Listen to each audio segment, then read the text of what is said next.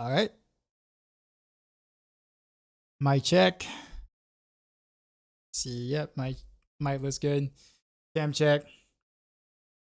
What is up, y'all? It feels like I've been gone for a bit. I think the last of my stream was what, Saturday? I think it was. Boiler with the sub. Appreciate you, man. Sorry, I'm like still kind of out of it from yesterday. This is gonna be probably a short stream just because there's only a couple of things I kind of want to play test around, and there's one thing I actually wanted to try, but I just don't have a updated shard to try it. So, weapon damage is gonna be quite Pepega because of it. So I kind of forgot about that. I'm just like, oh, well, I guess I can't kind of can't do that. So I guess we'll try like maybe like 2 things today or whatnot. My bid, appreciate the follow. And then we're gonna go and, like I said, probably keep the stream a little short tonight. So, short version of the story that happened yesterday. I actually got rear-ended in my car, and it was a hit and run. So could not get a license plate or anything like that. And I won't say severe damage done to the car, but enough to where like I gotta get it fixed. Like I can't keep driving. I can't drive it the way that it is right now. And insurance can cover it. Well, that's part of the problem, because when I called police, they didn't show up. Like, I waited 4 or 5 hours, and like they never came. So I just went home because I'm just like, well, you okay? Like I'm not gonna sit near an intersection for any longer than that. So I decided to go home, and then they called me 4 hours later after I waited 5 hours and asked me if I was still there. I'm like, 9 hours? Like 9 hours, you're gonna, like 9 hours later, you're gonna ask me if I'm still there.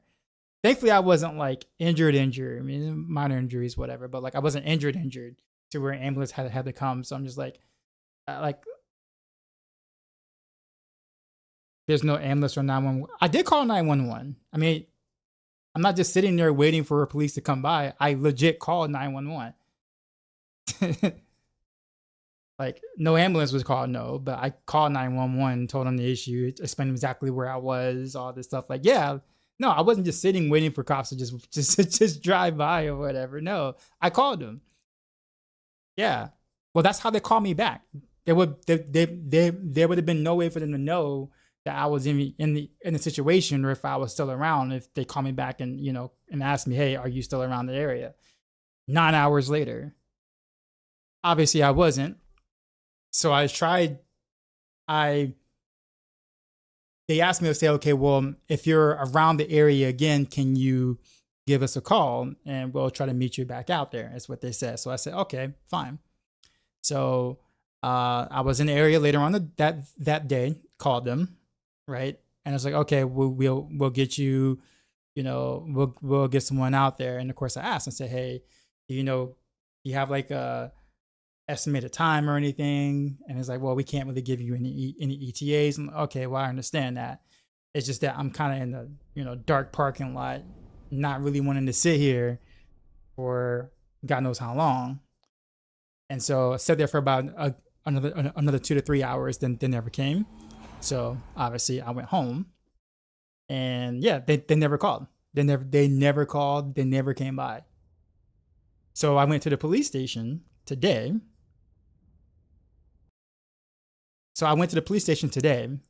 And like, straight up, I'm like, I'm not gonna just call you anymore because apparently you're not gonna come. So I go to the police station today, and there were no cops there at the police station. In fact, there was this one guy, I don't know who he is, but he was in the lobby, like talking to people, telling people that no police is in the police station. I'm just like, okay. So I'm like, well, how do I file a report that happened yesterday? And he's like, well, you have to call. You have to call. I'm like, well, I did twice.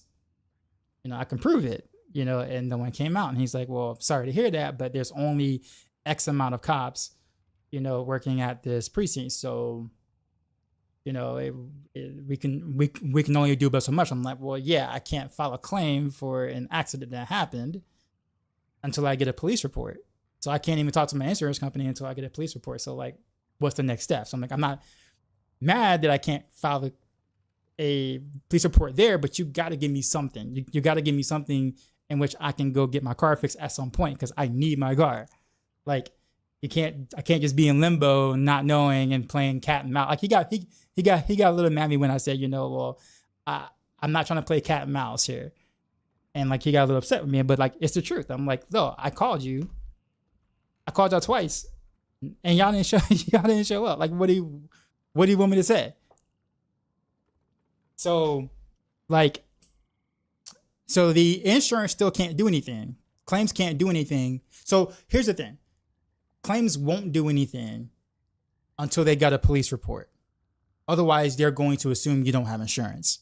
Because in the police report, they're supposed to collect all that information. Because otherwise, the claim goes through the DMV, and the DMV doesn't know whether you have insurance or not. I don't know why that's the case. It just seems so pathetically stupid. But apparently, they don't have on file whether you have insurance. And like, of course, I have insurance. But he's like, well, many people don't. I'm like, that's not the point. I can prove to you right now I have insurance. Like, I have it on me. That's not even like, that shouldn't even really be a thing. It should be easy to know that, like, find that out. Like, that's not hard, right? But I mean, even when I call I don't know, man. Just so still to this point in time, I have yet to talk to an officer about what happened early yesterday. So yeah, I was like what? So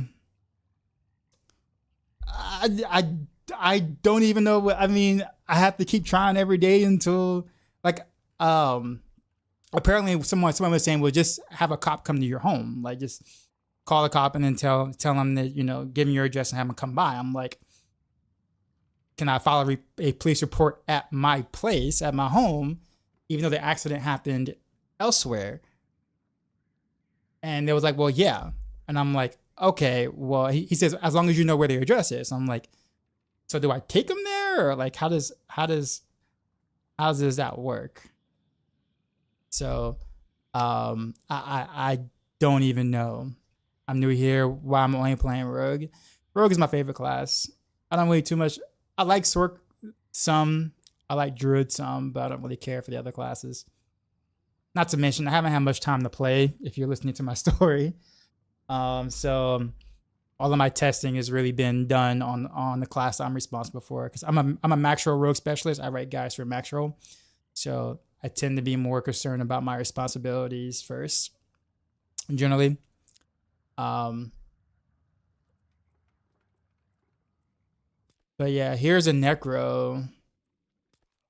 Here's a Sorcerer. So, I have dabbled in other classes, but I'm mainly a rogue. Am I in Cali? No, I'm not in Cali. I was in Cali for the Spiritborn test. Like, they flew me out there. I don't live in Cali. So yeah, it's crazy. I watched a video with a dude and a wrecked car for almost a week, and people are just passing by. Yeah, just like, what? Normally they run the plate and see if yeah, but yeah, like that's just that to me. I just thought that was kind of normal. Like, I mean, they can't run a plate if they're not there. Like, they haven't shown up, so like they can't run a plate.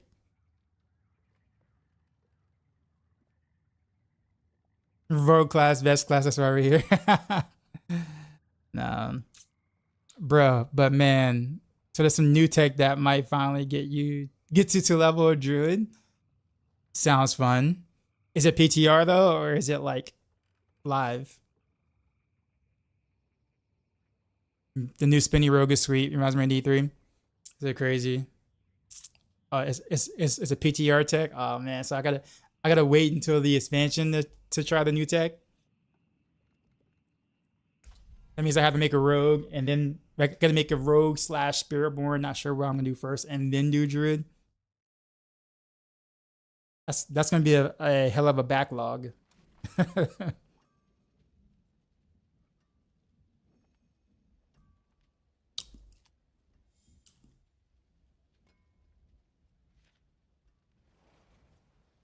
You are okay, like to check different way. Not gonna say you're a top dog, but give a different way to check. I honestly don't even know what that means. I'm sorry. I Barb too while I'm at it. Oh yeah, well, weapon throw kind of interests me. Not gonna lie. Anything throwing something is going to catch my interest in some way, shape, or form. So, I'm on the wrong character. We need to be on rapid fire for a teeny bit.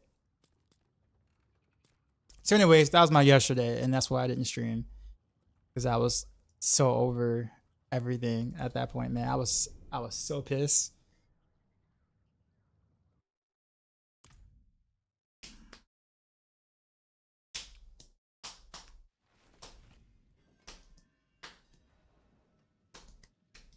Petrify duration on boost increases the yeah, me and Mippy and a couple of other Diablo partners were talking about that. And there was some different like yeah, so like yeah. So yeah, we I think Mippy and I were on the same page more so, but I think others were more on the other side of things. And what I mean by like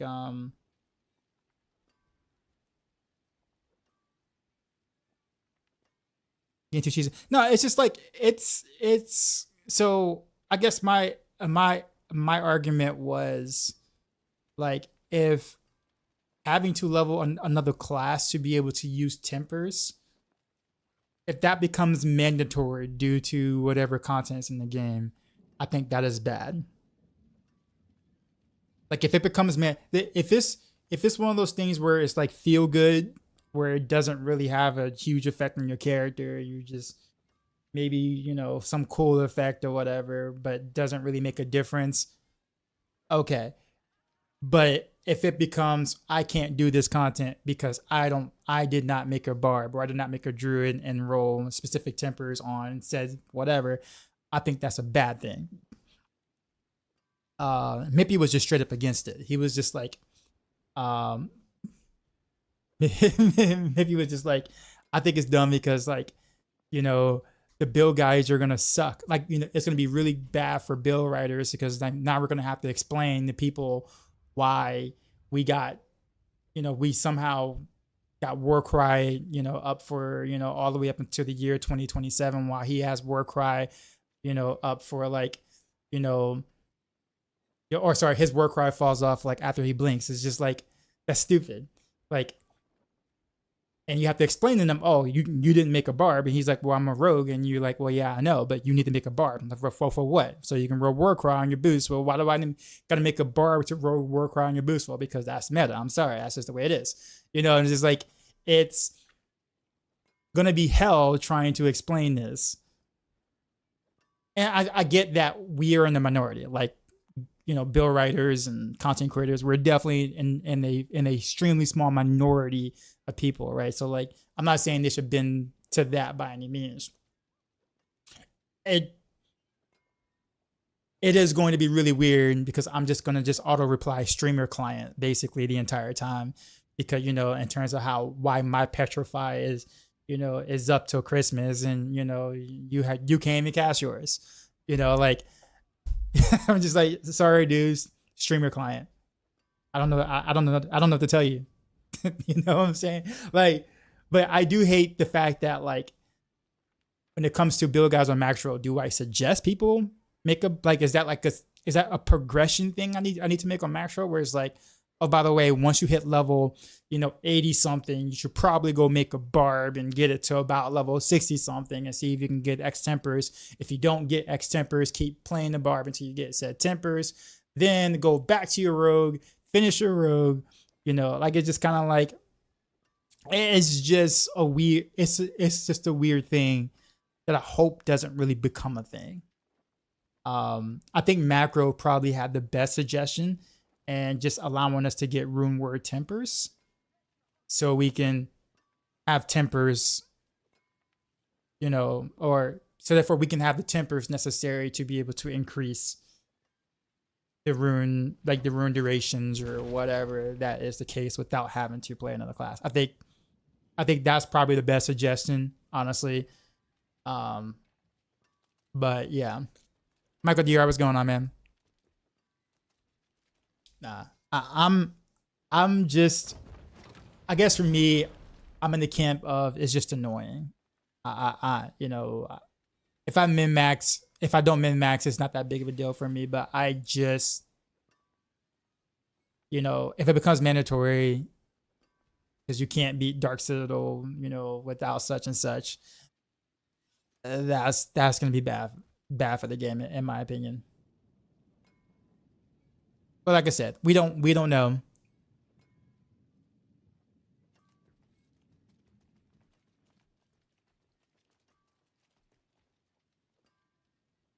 Gothar, I'm gonna be 100% honest with you. Like I have, I'm gonna say I have no idea what you're talking about, but I'm trying to understand what you're talking about. You said you always check our builds. I think that's all I'm understanding. Good to see you on. You don't need your car to be with all of us making good road builds. Hope your problem with the car be fixed. Dude, man, I don't even know, man. So what you're saying is you won't make a druid feature that? I don't, bro. No comment. No comment, because I know Broiler's here. Yeah, I'm gonna get the side eye. So I think I'm gonna say no comment on that one. All right. Where's my crown?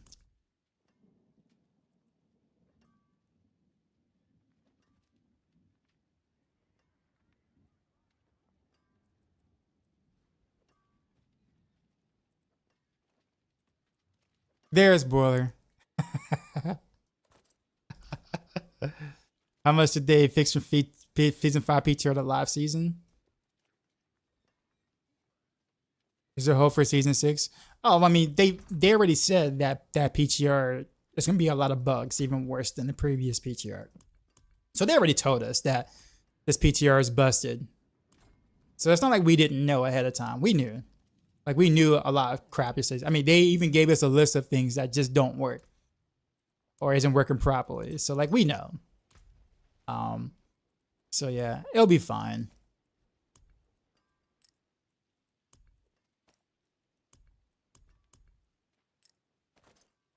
It just kind of sucks because we don't know what will be fine. So if you're trying to put together a build, what you put together now may not function anywhere near what you think or thought it was going to function. And well, yeah, about that.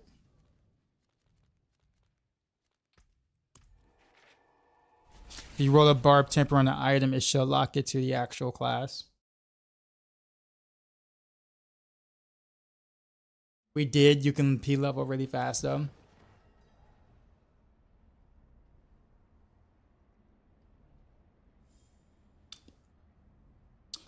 You mean on PTR we can P level fast is what you're saying?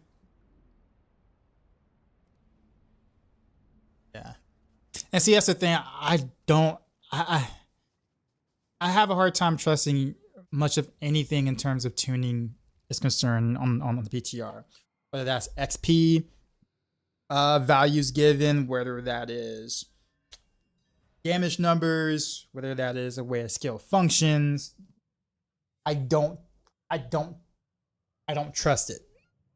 I really don't trust it. I'm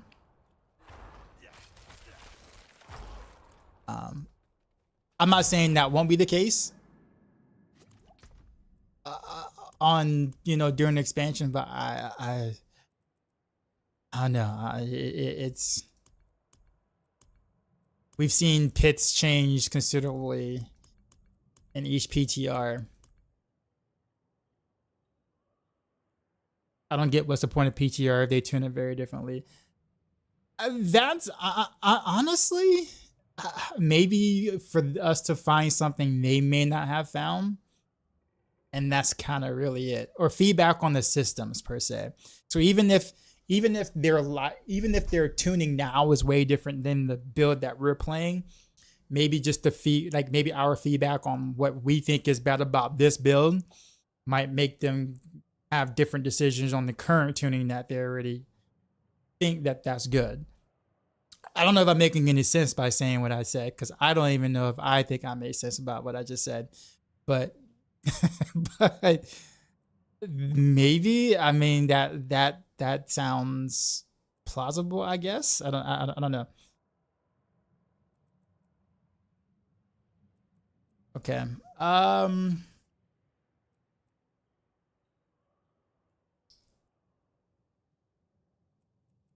Okay, I want that for something different later.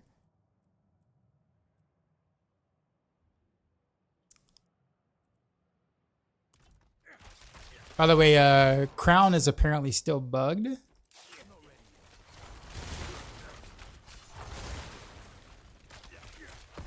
So apparently it works with the adaptability, but it still doesn't work with some other stuff. Like,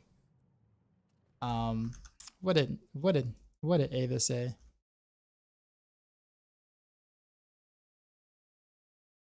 Because I was asking him to check for me real quick, and he gave me like a small. Is it Lucian breaks the core multiplier still on PTR?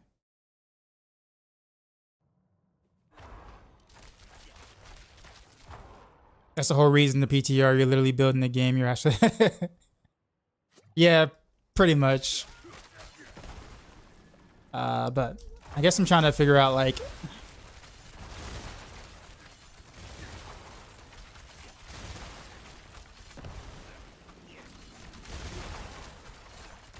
I know it probably looks very weird. It's like, why is this dude wearing a crown right now? Especially if it's still bugged.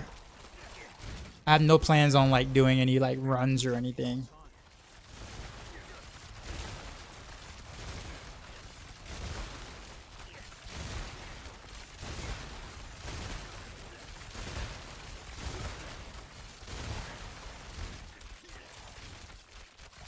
Okay, so we're able to keep up the barrier with Crown, something, because obviously you're spending a lot of energy while using Crown.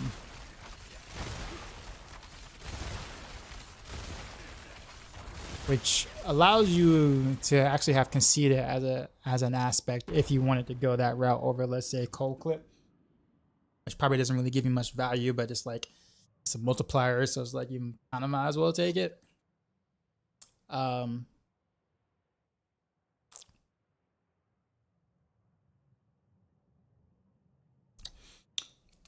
Also, where's my boots? It's probably on my other character. I'm pretty sure it is. Yeah, it is. That's fine. We can use these. I'm only testing.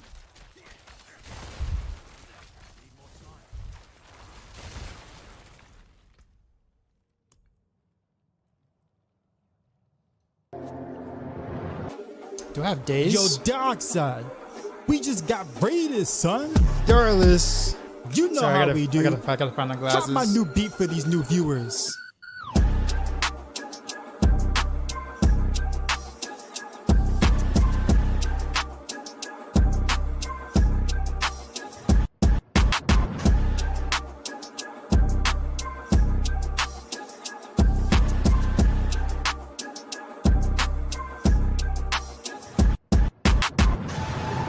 Welcome, Raider. Sheezy. Out. What's up, man? Did you stream? Doubtless raided my stream Today? with 1 views. Because I know some people actually do it without like somebody's actually managed to do that without actually streaming, without actually like streaming. So like they would like do that just to see the dance. You should remember day. Okay, I was just curious because I know like there are some people who would do that. Out of the blue. Okay.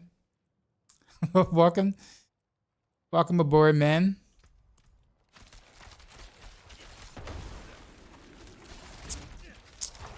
Let's see.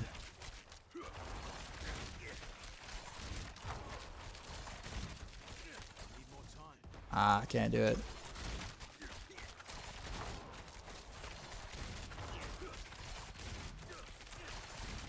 Okay, so I can evade every other time with rapid gambits. If I'm not using a the typical boots or whatever. Just curious.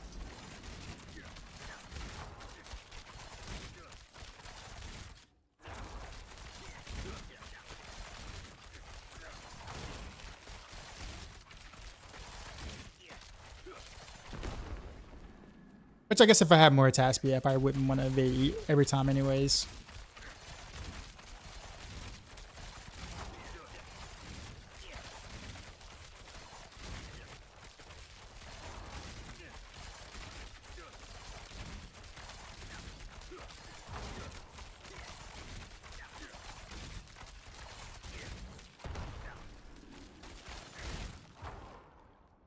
See, I thought it was funny because I'm trying to grow stream. That's the best you can do. It's all good, man. How long have you been streaming for? Where can you get the glasses? Amazon, actually.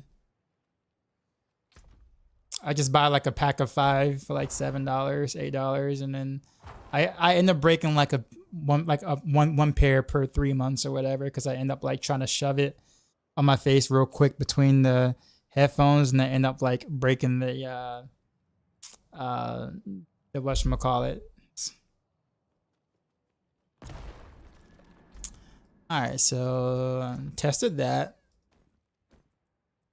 Let's I guess it's time to do some different runes here. So what do I have? Invoke Petrify, of course.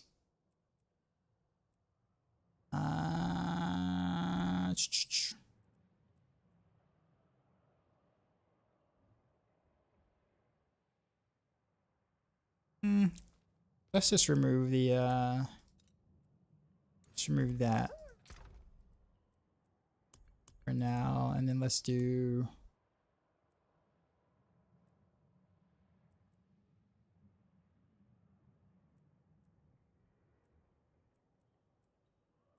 so I wonder, why does this not work on basic attacks? I wonder if that's a bug. I just dropped the Penetrant Grease boot with GA. Do I want to test? Oh, no. I'm fine. I mean, I can use the old Penetrant Grease. It's totally fine. Like, it doesn't offer anything different or better than like the current one I have. Yeah. Oh, never mind. Core skill. Idiot. I just read that. I just finished reading that channel core skill. I'm literally hovering over it, and I'm just like, wait a minute, what? No. All right, so let's put this here. Where's the war cry? How much resource am I actually spending? It's got to be like around 60 to 70, right? Like,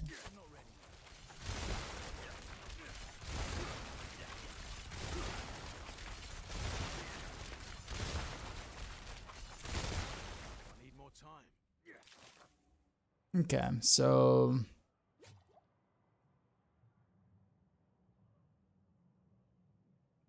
wait, what? Spend 1,250% of your maximum resource? What?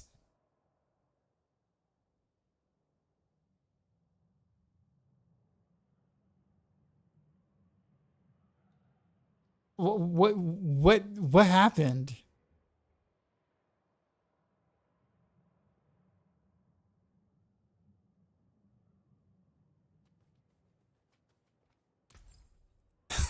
let's unsocket this real quick. Another time then. Okay.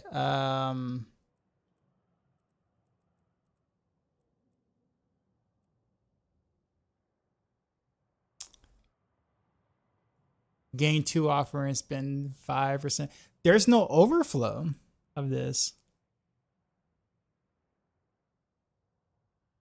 Yeah, I'm just I'm actually I don't know why I thought there was overflow, but yeah, there's no overflow.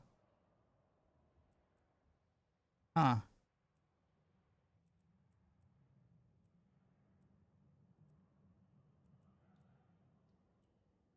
don't say overflow, but like you know what I mean.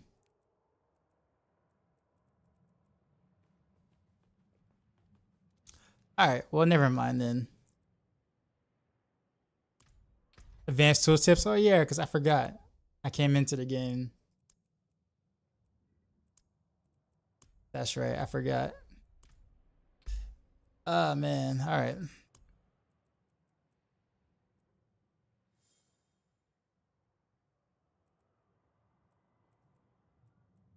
But yeah, it's a whatchamacallit, so I guess that's not really the case. I don't know if I like the new number crunch. I don't even think a number crunch actually happened. It's okay.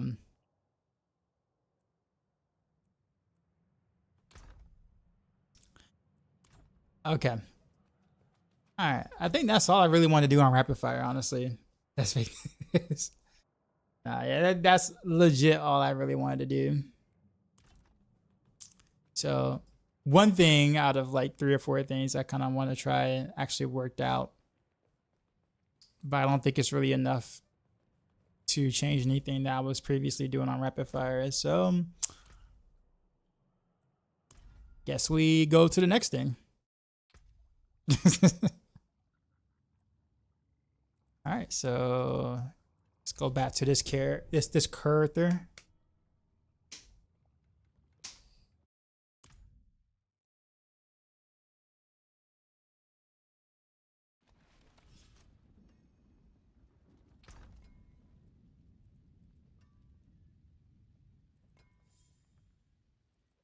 What was I doing? I was trying to do it without the shard.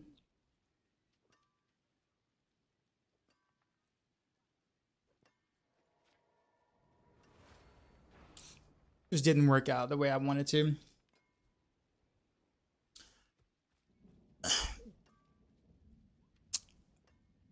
Guess I could try to get the Ashura's dagger,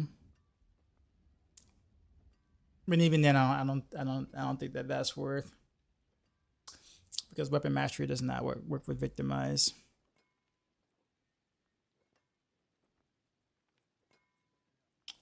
Yeah. All right. So I guess I can't mess with that because I can't get a new shard.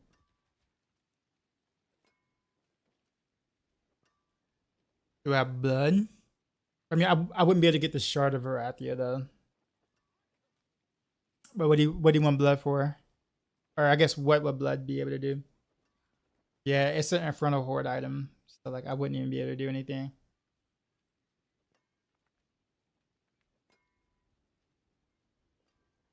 I kind of wanted to mess around with puncture a bit. I feel like puncture would be actually pretty freaking good. But I can't, cause well, you know. So yeah.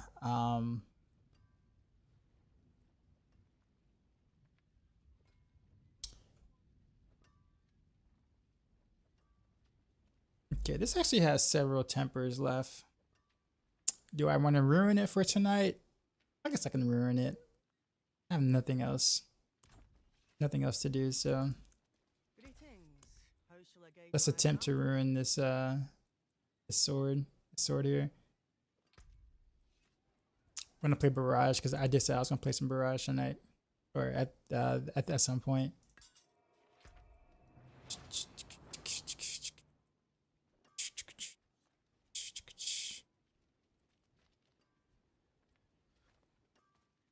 So I have 4 chances to get Barrage, huh?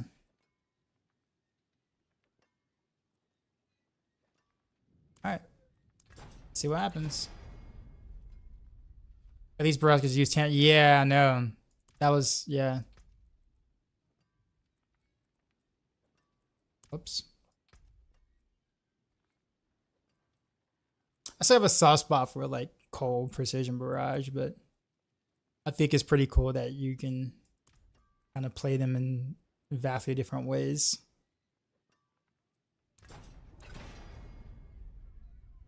Petrify lasts like 4 seconds, 3 seconds, somewhere in that range, and 6 seconds on bosses. So far, how is Rogue in season 6? Well, we don't know in season 6 because that's not out yet. On PTR, and I make sure I distinguish the difference between the two, because what's on PTR is not necessarily what we're gonna get on live. So on PTR, the rogues are decent, but oh man, I bricked it. Yeah, I bricked it. Oof. Oh well. Well, I tried. That's all I tried. I'll keep my forge hot. Return soon. Armor went from 10k to 1k. What do you mean it wasn't a number crunch? No, I mean like damage number crunch is what it is. Like people are still doing damage in the billions, and there's some unethical multiple common numbers that shouldn't really exist. But those are bugs. So, I mean, obviously that shouldn't be the case. But still, even ethical numbers are way higher than what we assume a number crunch would be. So it's not just this kind of number crunch, which, you know, I was expecting damage numbers to, you know, to be in the thousands, you know, maybe like the top end, like, you know, 1 million or low million or something like that. Not top end being like billions still. It just seems kind of weird. Maybe I thought about that wrong, but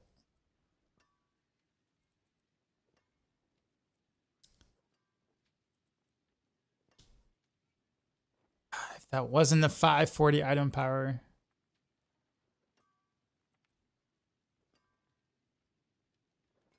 Oh.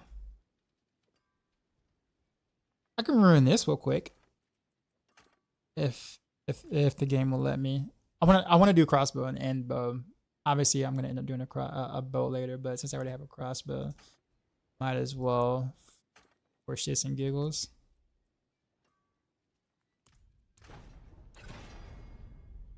Stacks, what's going on? Dang, only 45% chance. Jeez, game was not kidding. Okay. All right, so I have 2 swords to mess around with. Let's. If I don't break.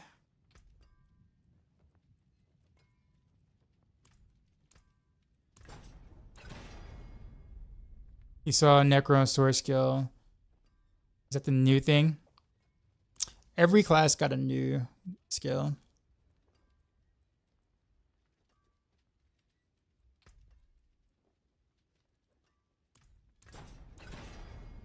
$100 stack was going on. All right, first time. First rolls on both. We'll take it. That'd be good enough.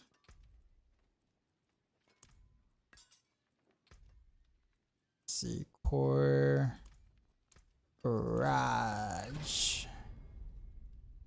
Okay, first time on that again.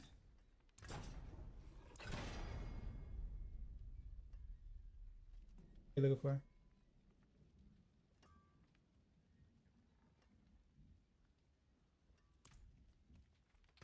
Or actually, wait. Because you've been taking that before. Take.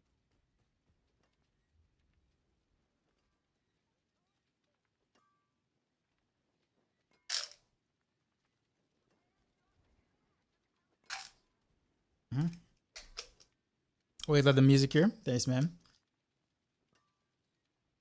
All right, where are we at with this? What did we get so far? Good damage. Okay, so we need to. Petition's parent, what's going on, man?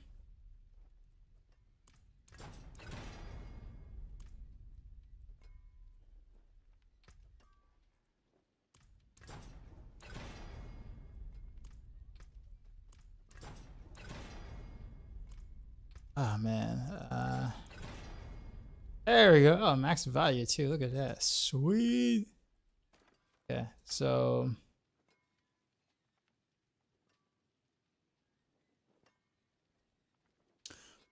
Okay. I mean, I guess not much needs to change since it's legit victimized. So I just keep on what I got.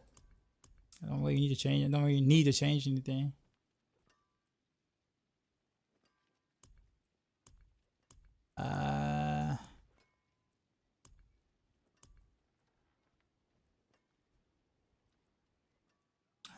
I finally got a good Fist of Fate, by the way. Someone in Maxroll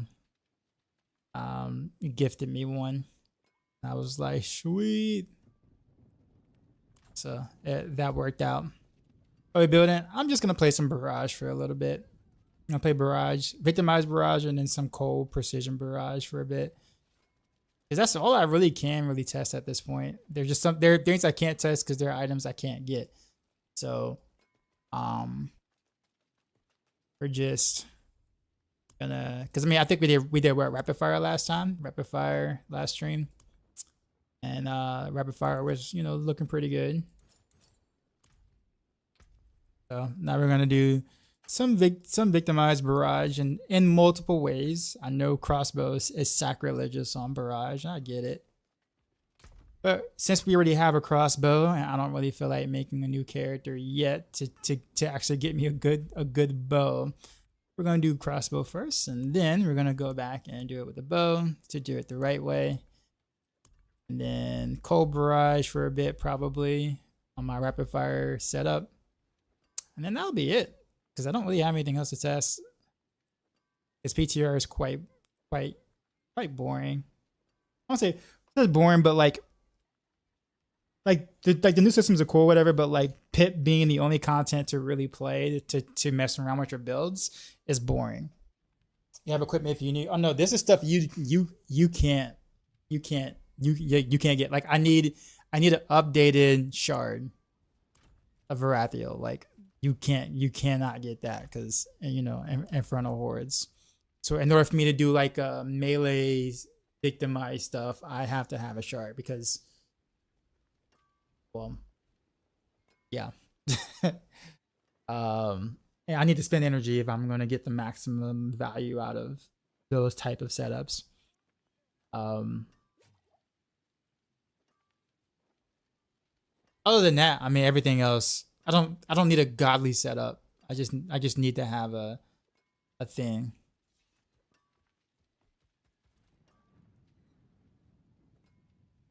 Oh wait, did I change out? So I did change out my rings.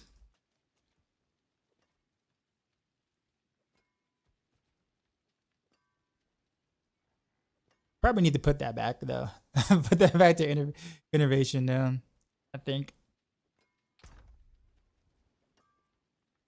So I don't think I threw away my rings though. No, I didn't. They're still here.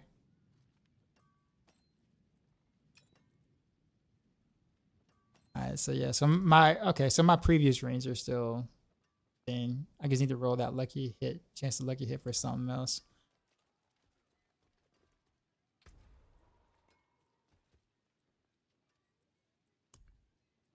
Chant item.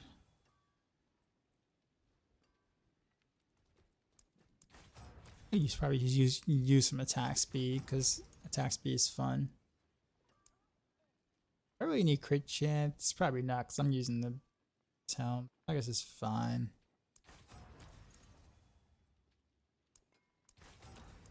Probably just go for attack speed here.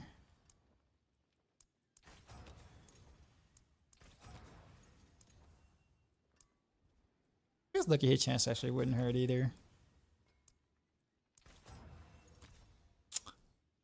Am I gonna play out the timer for the PTR? No.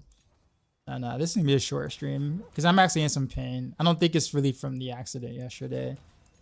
I'm always in pain, but maybe that aggravated it a little more. I don't know.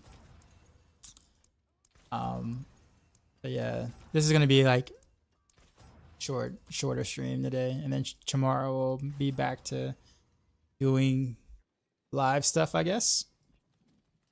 Does a shard need to be ancestral? Yeah, because the damage, because the damage you're doing is based off of your weapon damage, and so you kind of need, I kind of need both weapons to be 800 item power. That's the thing.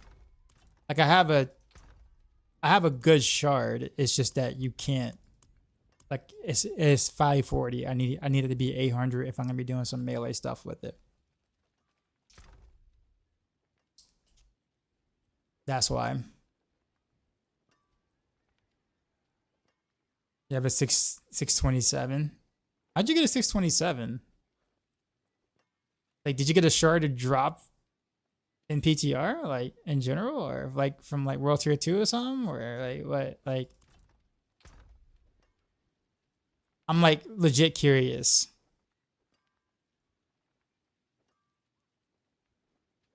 Oh, the class unique, but oh that. Oh yeah, I guess you could do that. So you just have to hope and get lucky to roll enough, a high enough one. Like, I mean, can it roll 800 items or no?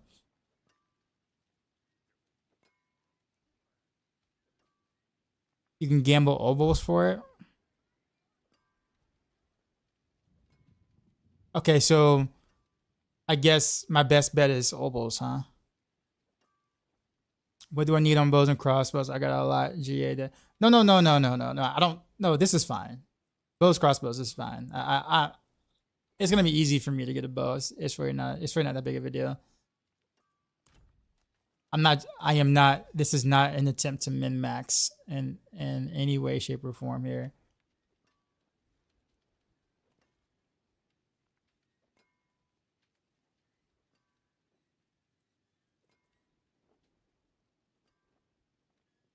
So my question is, what makes the, am I missing something interesting? What makes the ritual runes change? Like this says travels 10 meters, but initially it says 5 meters. Like what makes it 10 meters? Perdition isn't making it on live. Can it?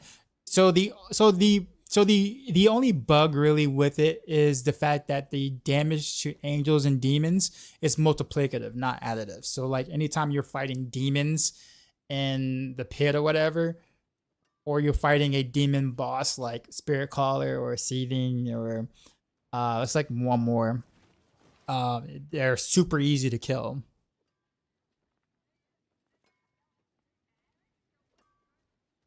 To travel 10 meters to invoke the skill. Oh, the skill is so that's where that 1,250% came from. Okay, I was wondering. I'm like, why does it says I need to spend 1,250% of my primary resource to trigger the skill? I'm like, what? It's like, okay, that makes sense now. I was wondering about that. That's cool. That's cool. I just didn't really put the two and two together. So that's why I thought the other boxes were tanky. Yeah, it was a helm that was making the demon bosses easier, which is why you can't really get a good average on PTR, where sometimes you feel like you're doing well in the T100 and other times you feel like you're, it's like, wait a minute, what happened? I thought I was doing good. Yeah, that's why. Because there are some mob types that are demons in the pit.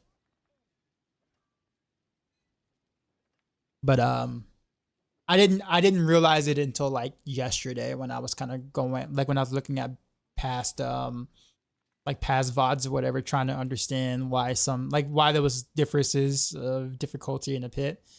And I'm like, and then Woody Joe and I were, and maybe we're talking about it in our super secret society place. And we're just like, oh, so that's what's happening. And we're just like, yep, that is what's happening. So yeah, that's what's happening. All right, so what's the next step here? I feel like I'm getting off. Sanctuary at your feet. May your road be filled with wonders.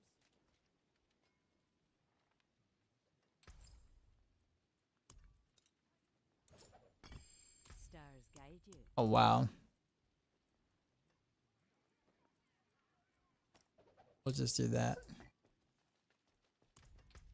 Okay, so what we're gonna do is we're gonna take the Tam rune.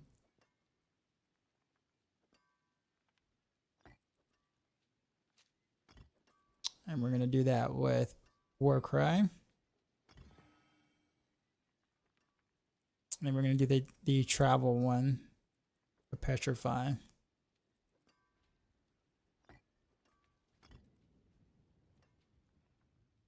Should be fine. Should be. Where the stars around your neck. Just I don't ever stop moving. Ever.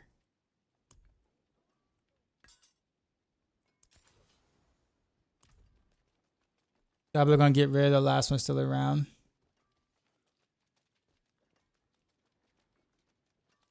Wait, what happened? What happened, Gaming Bob? You said just tuning what's happening. I'm messing around with some Barrage. For like just a little bit. Not super serious. Just putting together some thrift shop setup stuff. And then actually I don't even know why I even have this ring, because I'm gonna be doing Starless.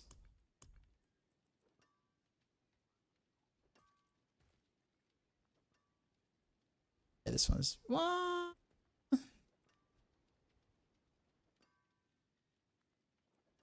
I mean, technically.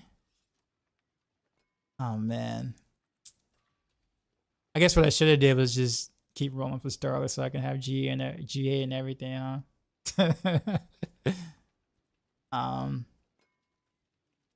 Yeah, it's whatever. It's still just testing. I don't care. We'll just run with this.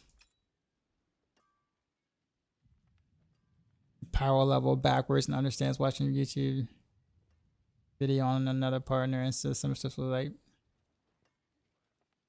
well, it is PTR. I mean, Blizzard was very clear that there's gonna be a lot of things that are buggy and the tuning is not what live tuning is and stuff. So it's really difficult to kind of take PTR in a serious manner, which is weird because it's like the whole point of PTR is for you to test things, but if they know things are broken or they know things are not tuned the right way, then it's like, what exactly are you testing? At the end of the day. But yeah, there's a lot we don't know. There are a lot of things that there are not a lot of systems not in place. We don't have the Undercity. We don't have the Dark Citadel. We don't have the updated Front of Hordes. We don't have obviously mercenaries. So like, I mean, but I will always, when it comes to YouTube or in one person's opinion on, I don't have a hey Blizzard attitude, but I can't keep making oops. I don't really think that they're going in the backwards direction though. I don't call this an oops. I think most of the changes, even from what we have so far, are more in the positive. I have things I complain about. No, don't get me wrong. Like I definitely have some things I complain about, but what they've done so far, going into the PTR, ideally is in the positive direction. I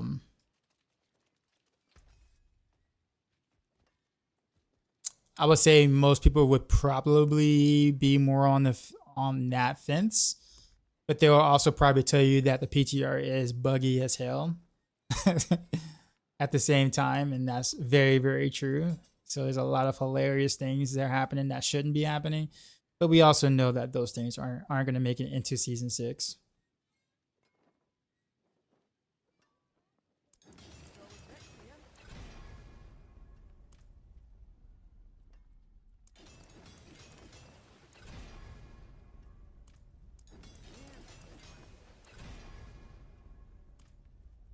Yeah, that ancestral drop rate. relative to tempering it does not feel good. Then again, I guess there is scrolls or retempering, but how rare is that? I don't really trust that it's gonna be a decent drop rate by any means.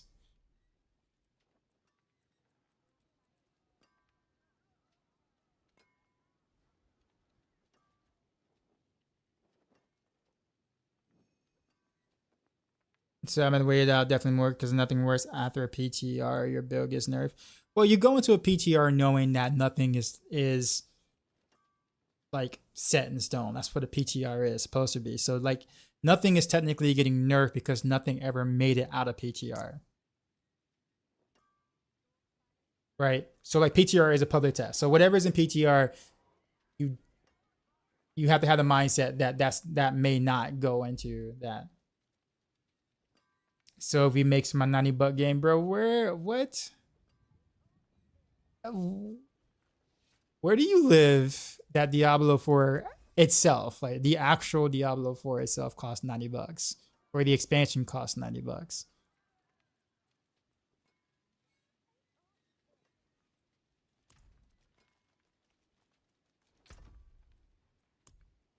Cause like, if I remember correctly, I don't think I paid $90 for both the original and the expansion. Oh, well then that's on you then. You can't be saying, well, this game has cost $90. I expect such and such. When the game itself did not cost anywhere near $90, you chose to buy cosmetics that have nothing to do with the game. You know what I'm saying? Like that's so when people say that, I'm just like, no. You know, the game itself only costs this much. You chose to pay this much. You know what I'm saying? That is a personal choice you made ahead of time. Now you might regret that choice. I'm not saying you don't. Maybe you regret that choice. All cool, right? But like, let's not pretend it actually did cost that much. So just say, hey, I bought the deluxe, edition of the game. Okay, that makes sense. You did, right? Sorry that you did, but you did.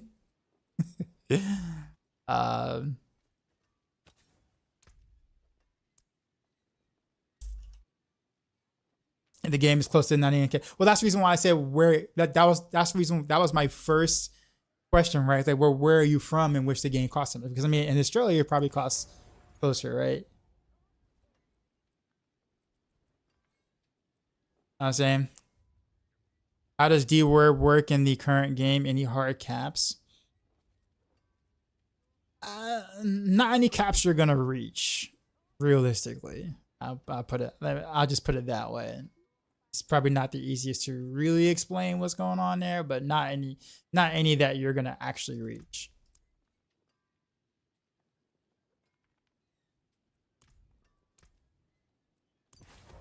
How does victimize feel with the fix? I think the way that they did victimize is in a way that kind of homogenizes a lot of rogue builds, which I personally don't think is a good thing. However, it works well. And I think people may not care that it may homogenize a lot of builds as long as it does billions of damage. People are just like, shut up, Darkside. It does billions of damage. That's all I care about. But it just kind of means that Victimize doesn't really have an identity anymore. It just becomes Andarios now. So now Andarios isn't really a thing anymore because Victimize is literally Andarios, but the skill without the dot.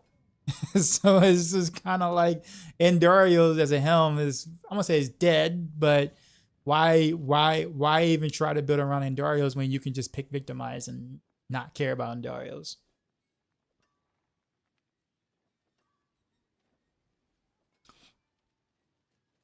Other partner for Diablo concerns as well. He's checking them out. I mean, it's cool. It's cool. It's cool. I mean, I have concerns too. I have concerns too. I'm not saying I don't. But the one thing I will say, DT Gaming Bob, is that no matter how anyone might feel about Blizzard, whether you like them, whether you hate them, whether you wish they would catch on fire, etc., the one thing that Blizzard has always done well, at least checking back at their history, history shows, at least for now, that they've always made a great Diablo expansion. History also has shown with their track record that they make a pretty lackluster Diablo launch. Diablo 2 was pretty lackluster. Diablo 3 was pretty lackluster at the start. At the start, both all these were at the start. Diablo 4 was pretty lackluster at the start as well. And then the expansion comes out, and all of a sudden they figure it out. It's like, oh my god, this is great, right? D2 became legendary, like the standard because of the expansion. D3, turned around with Reaper of Souls. So it's kind of like, I have no doubt. I don't have no doubt, but like if I had to go off a track record, it leads me to believe that they're going to deliver. Now, of course, I could be highly disappointed and they don't, but if I'm going off a track record, it's one of those things where it's like, yeah, well, according to the history, they did do the thing, right? Each time. I guess it would be nice if they did the thing at launch versus doing the thing at the expansion. But hey, at least you're doing the thing. Right? You do the thing, and so like, that's actually kind of why I don't really have much concern about things getting fixed or being better or whatnot, just because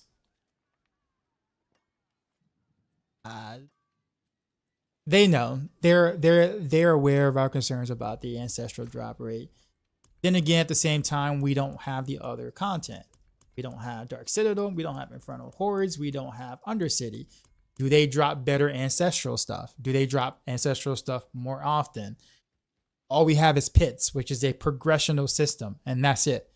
It's not even the in-game system.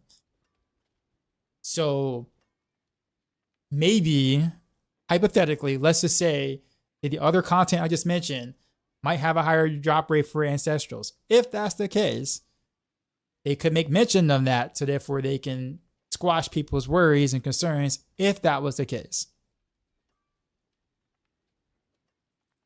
Right? If. Of course, if. But like I said, we don't know. Is that Electro one in chat? Electro one, you letting that go for only 300 billion? Is what?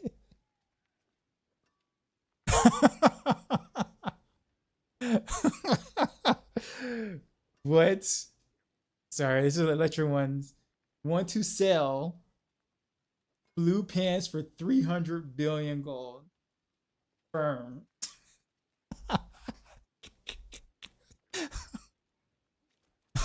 And then the guy was like, "You letting that go for only 300 billion?" I know, right? Someone's gonna snag that and like, flip it. Not a go firm at all. Okay, so I think I gotten everything I wanted to do here. So I guess the only thing I need to do is just switch the skill, right? Pretty sure gotten mostly everything else. I'm sure I'm missing something, but we'll find out soon enough what that is. I'm gonna be like, oh yeah, what's the Paragon points cap? 300. I will say, DT Gaming Bob, if you want to hear a criticism of mine, for sure, send a taco with the 5 get the subs. Appreciate you, man. Appreciate you. Oh look, the alerts are back for the I get the sub. If you want to hear a criticism of mine, I do think that while they did take a lot of inspiration, well, let's just say they took the ideas of Diablo 3 and they implemented it to D4, and they took the good things from D3, so I can't be too mad. I do think that it would have been nice if they would have been a bit more creative in terms of the direction of the game and not literally just kind of make a Diablo 3.5 and sprinkle in some D2 with runes to like please people. Like, I really wish they would have taken more risk and kind of going off and making a Diablo 4 Diablo 4. You see what I'm saying? Because I still like playing Diablo 3. I really do. Like, I actually still like playing Diablo 3. I want them to be different games. You know, you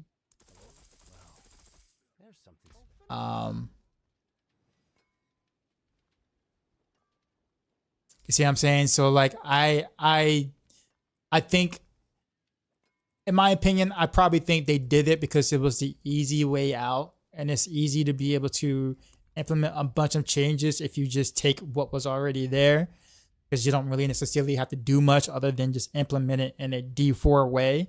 So you can just add a bunch of stuff to the game and make people feel like this is like a lot of things are happening, which is true. That's technically what they're doing. But I really think it's a cheap way out in terms of making your game better. I don't dislike the D3 things that they added. I just think it's just not really a creative way of going about it, and they could have just done a better job at that. It would have been nice to see Diablo 4 as Diablo 4. That's probably one of my biggest critiques, you know, of it. It just feels like they took the easy way out. Now, obviously, it's early critique. I haven't played the actual expansion, so I don't really know. Hey, I got a 750 shard.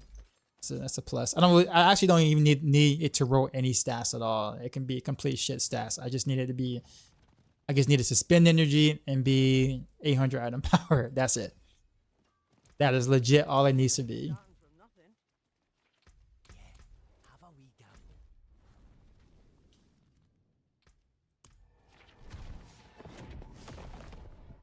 I take it that's part to bring you back. DT Gaming, when was the last season you played by chance? It's just out of curiosity. It's Maxroll. John versus Games with the Yo, raid. dark side. We just got raided, son. You know how we do. Drop my new beat for these What new up, y'all? viewers.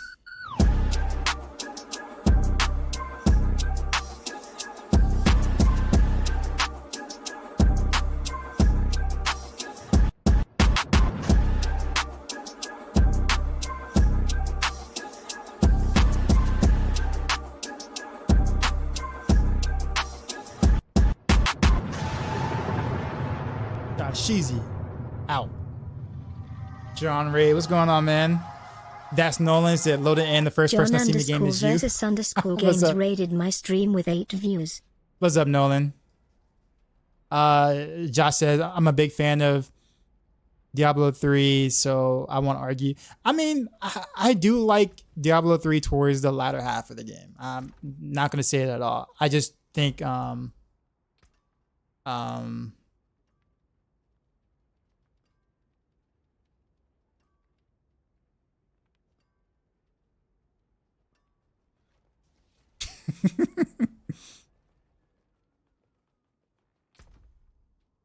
nah, but I just think that like the point of making Diablo 4 is to make Diablo 4. That's the point. People didn't really like Diablo 3 because of how different it was from Diablo 2 and it strayed away from a lot of things. And that's an understandable criticism. But at least it was different than Diablo 2. Like both games can exist in a vacuum. Like you play D2, you're gonna get a way different experience than D3. So whether you like D3 or not is irrelevant in this, you know, in this example I'm giving. But it's like, at least I know Diablo 2 is Diablo 2 and Diablo 3 is, well, Diablo 3. I don't get that same feeling right now with Diablo 4 is Diablo 4. And I'm wondering if I'm going to ever really get that. Again, haven't played the expansion yet. Do not know what else is in store. You know, maybe the new system or the new in-game content stuff or whatever might change my mind and opinion on that. But currently, as we are speaking at the moment, playing the PTR, I don't get the sense that that Diablo 4 is Diablo 4. And I personally, as someone who likes to go back and play D3 from time to time, I don't really too much. I would have preferred it, you know, a different way.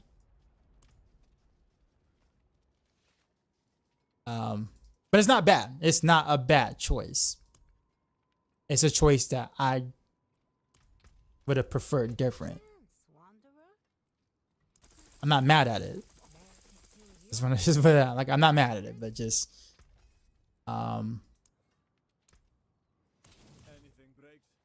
what would I do if I was a dev?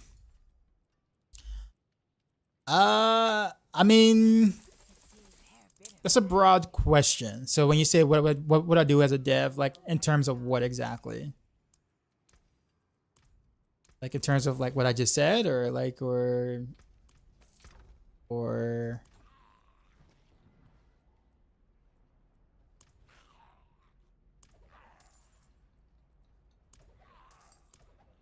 yeah, we're gonna. Oh no, no, no! I did not mean to go through that portal. I expect more changes from DLC, but €40 not really worth it all. Well, you have to understand, Kiko, is that if you're expecting to see more, if you're basing it off of PTR, that's probably the wrong thing to base it off of. Because in PTR, we don't even have half the things right now. So it's kind of hard to say. It's hard to judge like the amount of things, content, those things until we actually have the expansion in our hands, in a sense. PTR is a small glimpse of what to expect in terms of systems are concerned in P4, and that's it.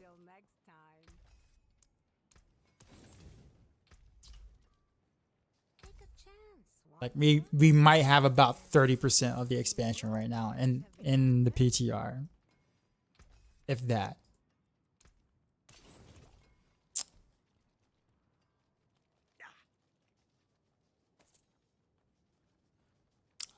I'd pay for a USD for the story, enough content for 1 weekend. Yo, we would burn through $50, $60, $70 at a bar for a couple of hours, and then wake up the next day not knowing how we spent that money, and then we'll do it again.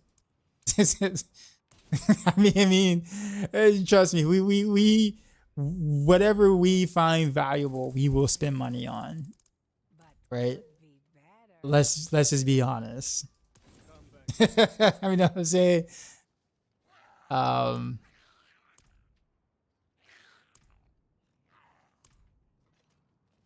you're not dropping no elbows. What's going on, bro? There you go. Give me some more. Got some more. Got some more. Fine. Fine. Be stingy like that. I might have to just go with the 750 sword though, because it's looking like let's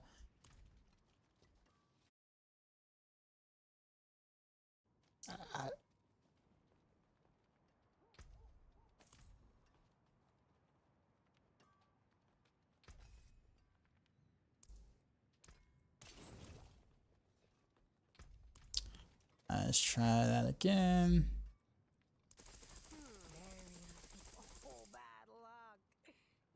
I was one off from it from something being an ancestral. I guess 750 isn't that bad, is it? Weapon damage 267 and 261.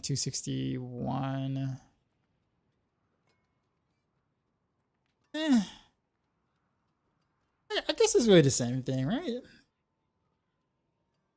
192.86. 190. Yeah, I guess it's the same thing.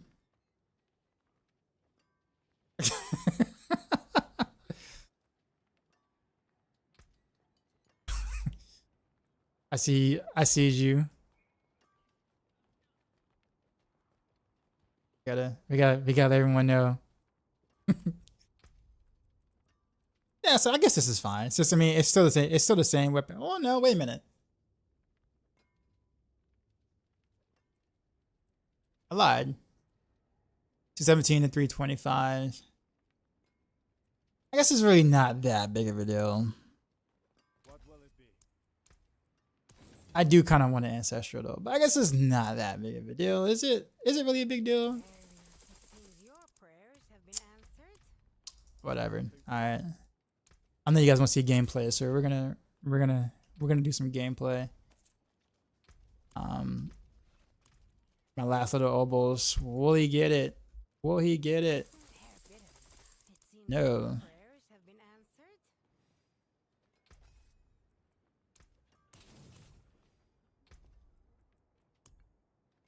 answered. Okay. Now we're gonna change the skill tree though. I guess not really much. We just changed Heartseeker to Barrage, right? It's really the major thing. Yeah, I got my own way of proccing vulnerable. Although,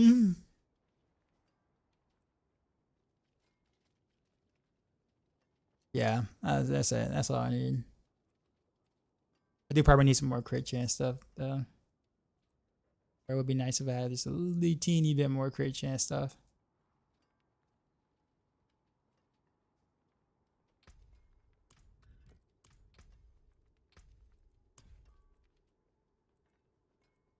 Abilities.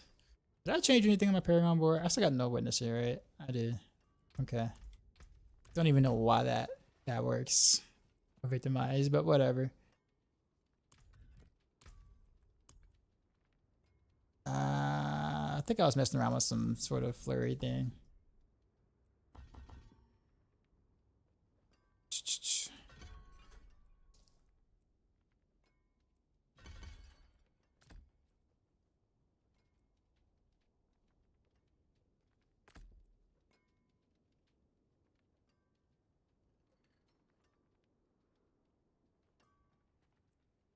Probably should put Barrage on my skill on my thing, right? Yeah. On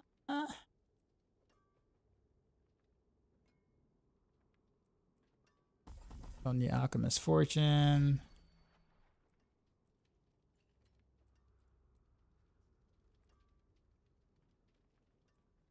I do it for hip hop. Do it for hip hop. I don't need this either.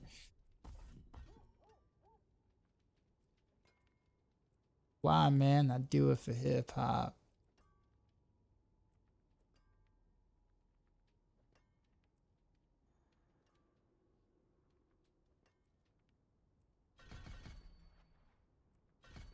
I guess that's it, right? Yeah, that's all. That's all I really need to do. Okay, I'm sure I'm missing something, but I think this is. I'll figure it out when I get in. Also need to prep me a bow because I'm not gonna use a crossbow for long.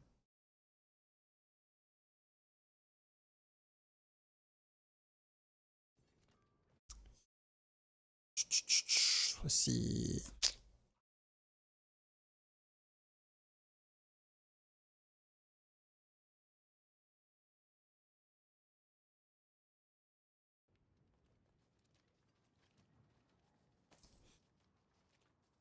This Jay-Z verse makes you laugh, really.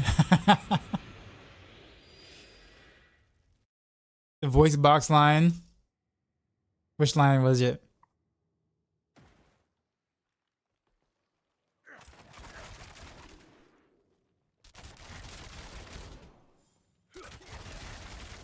Oh, that's right. My keys. Man.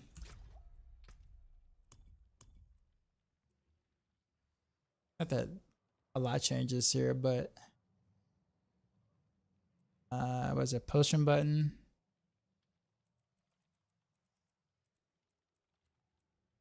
Potions F.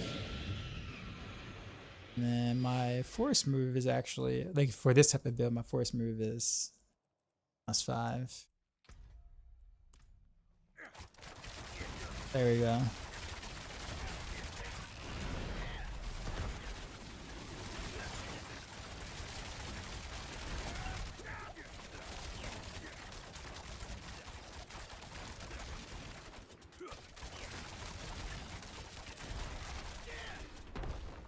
Wait a minute.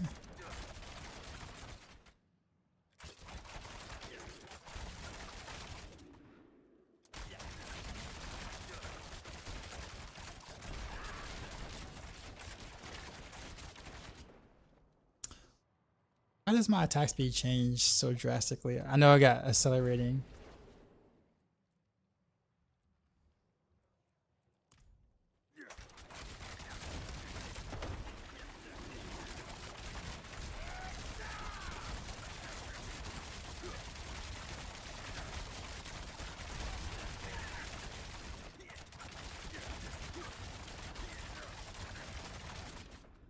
I'm gonna do force move.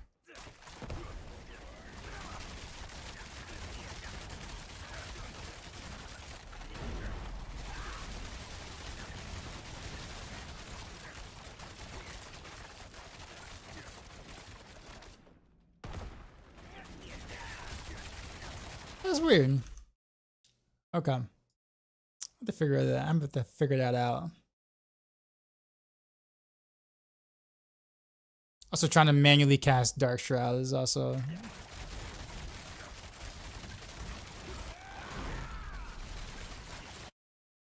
Speaking of which,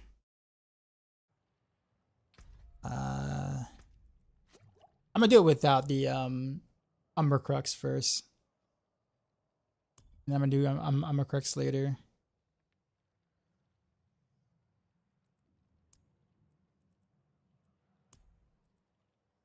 The graphics look better. Is it just your PC or actually Blizzard? Honestly, I don't know. I don't think I've done anything. Let's see. I mean, I guess I have it on high. I don't even have it on ultra.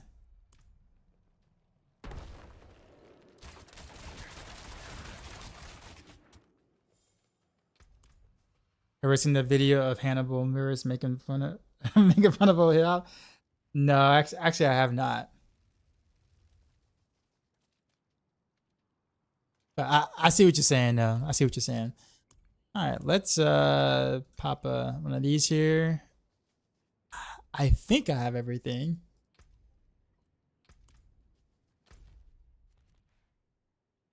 I think we're just gonna go for it. I probably just key in like a 90 or something first.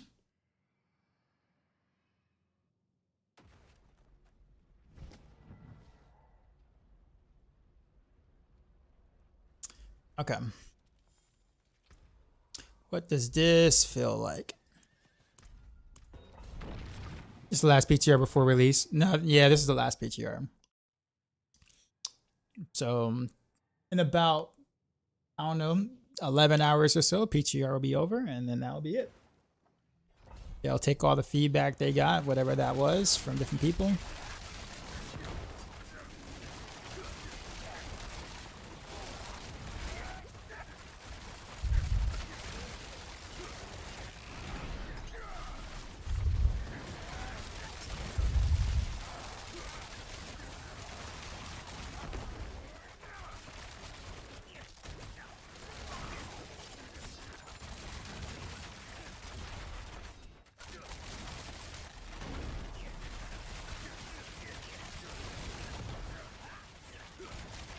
Ah, the TAM room actually works really, really well.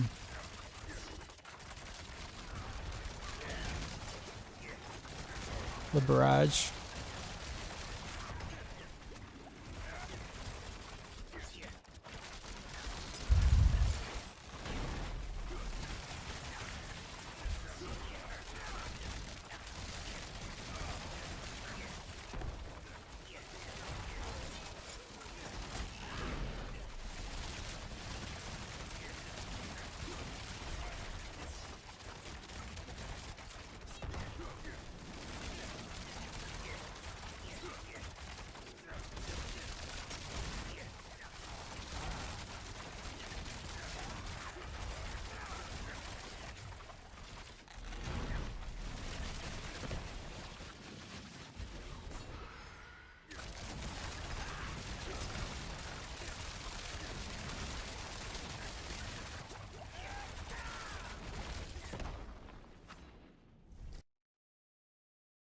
Hopefully it's easier to find groups. I actually haven't even tried the party finder. Has anyone tried the party finder on PTR? Probably important that people do that. Right.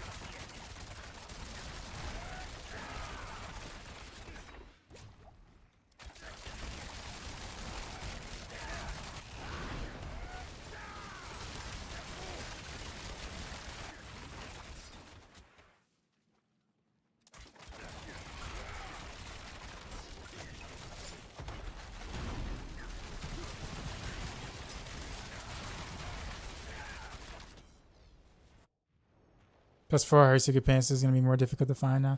Well, you're actually not gonna want Heartseeker pants at all, because Heartseeker's not doing any damage at all. It's all victimized.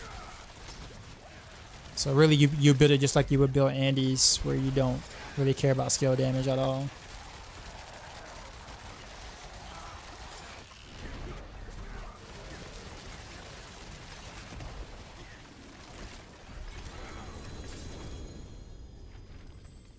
I guess kind of what I expected without Umber Crux.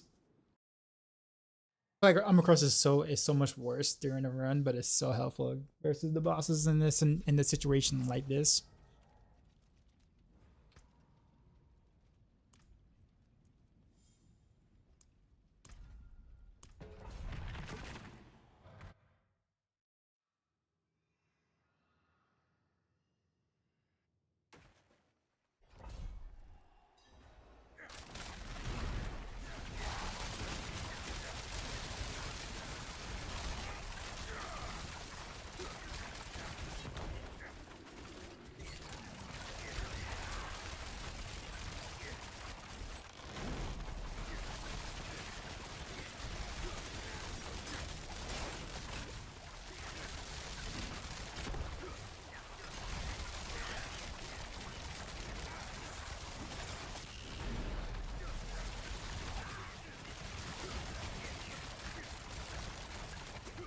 Yours took a little while to kill.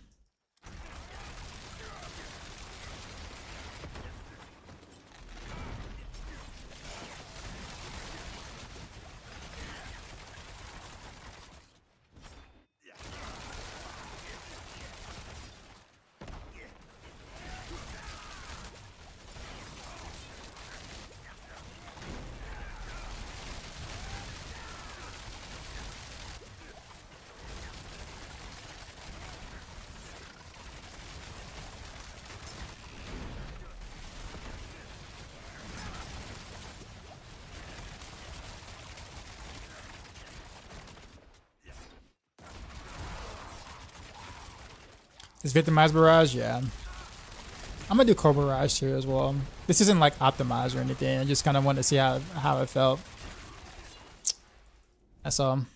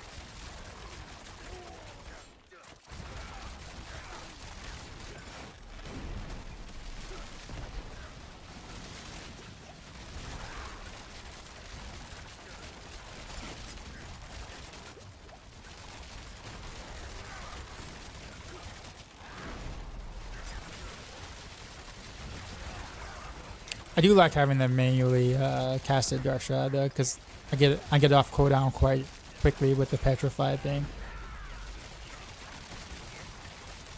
and also Rain of Arrows also helps. Give me a knockdown for that good malice damage. Am I starting Rogue in season 6? What up, Matthias? I don't know yet. I don't think I found like I won't say found, but actually let me rephrase that. I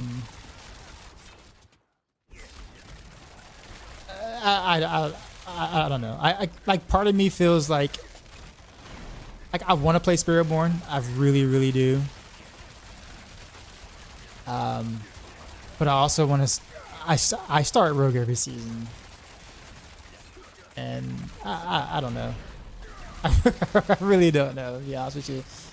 I do wonder what content creation is going to feel like though, because it can go it can go either way, right? People are looking for Spiritborn stuff, right? Because Spiritborn is a new class, everyone's going to be looking for that kind of content, right? But then there's going to be like 1,000 content creators in that same space, with like hundreds of them being way bigger than I am. So it's like my little video on like some Eagle stuff on Spiritborn is likely to be ignored and shoved down the basement of YouTube's algorithm, because it's like, oh, you're the Oxide. Okay, yeah, we're just gonna throw this in the basement, you know, with the other hundreds and something videos in this, right? So, but if I start on Rogue, then people who are still playing Rogue, you know, people who, I won't say I have a monopoly by any means, obviously no, but like people know me for Rogue stuff, so they'll be looking for Rogue stuff, and so it's kind of like, you know what I mean? Like it'll be easier to kind of still make content that way, because I know that I will at least still get clicks, and maybe even more clicks, because not many people will be making Rogue content for those still interested in Rogue. But what could happen though? What could happen is that we get, I somehow my Eagle Spiritborn build or whatever, people like look at it and it just blows up or something, like out of nowhere, and I could have like 2 million views or something because YouTube was like suggested the content and it's like, yo, we really like your thumbnail, so we're gonna boost you to the top and ignore all of it, like everyone else's videos, all the Rax's and Rudy Joe videos, and you know, all these other big names from different whatevers, because you know Shroud and them will be back and all that jazz, and you know, it's just kind of like I don't know. So it's a gamble, but you know, we'll see.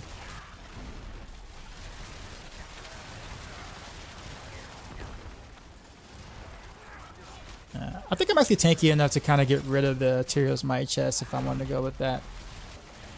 That new passive chest or whatever. Speaking of chests, not that chest. Is it really a gamble? It doesn't work for you. Just go to Rogue to content again. Well, not necessarily, because you end up hurting your algorithm on YouTube. It's not one of those things where it's like YouTube does not forgive you. Like if you make a couple of bad videos, like 3 or 4 bad videos, you end up destroying your algorithm. YouTube is like, okay, yeah, we're gonna stop recommending your stuff because apparently you can't get over 100 views, or no one's clicking on your stuff. Like, you can legit ruin your algorithm for a bit.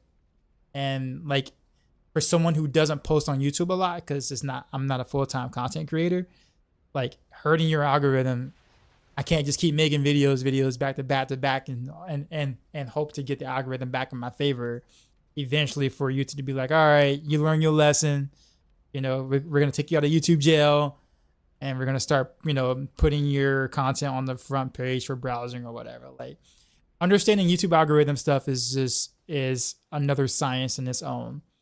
I'm not good at it at all whatsoever. I'm really not. If I was, I'd probably have a lot more subscribers. But point being is that it's a real thing, and I know how to do. I know the do's and don'ts, I guess, and that's really all I know. I signed up for the bath, but I stay for the chill class.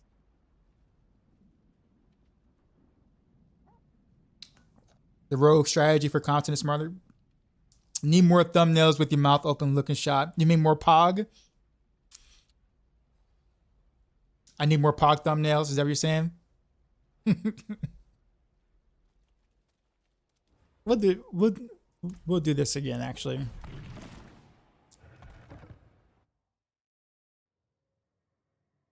But yeah, it only really wouldn't be a gamble if I was a full-time content creator and I can just make, like, you know, 1 or 2 videos a day and kind of eat the bad algorithm, I guess. But that is not the case.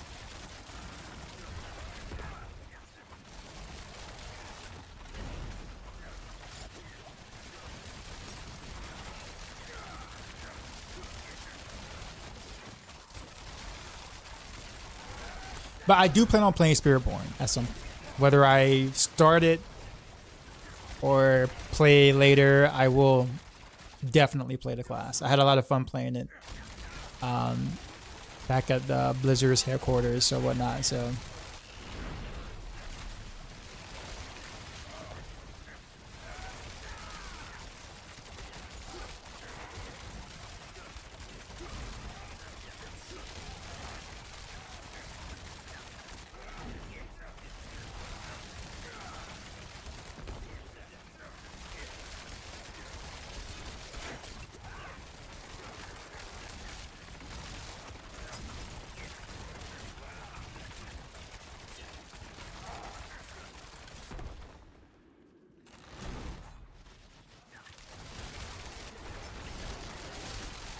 I'm excited to have Hordes and Citadel Undercity after 1.5 years of never done it. Bro, that was one of my main complaints in PTR, man. Like, not having anything else to do besides pits has made this whole testing thing quite boring, especially with pits being in the stage that it is right now and the freaking helm being bugged.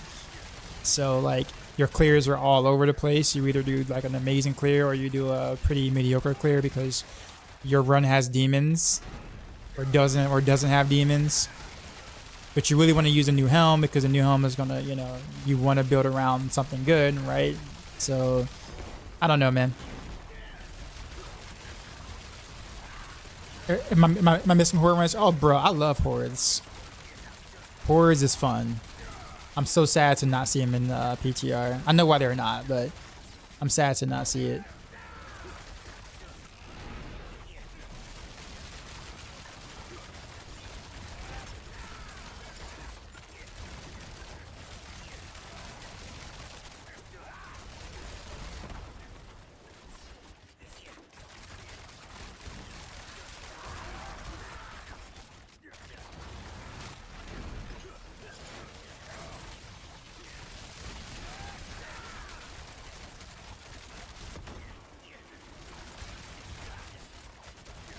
I don't know about hungers of content creators being bigger. Well, usually when a game like when a launch of a game or a launch of expansion comes, everybody's curious.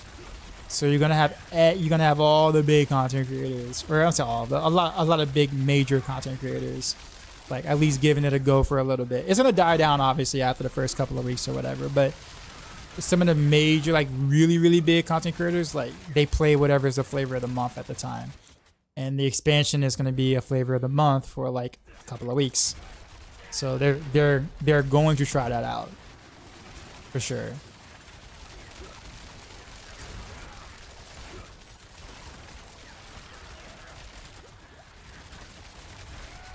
I'm like halfway paying attention in these runs, and this is going,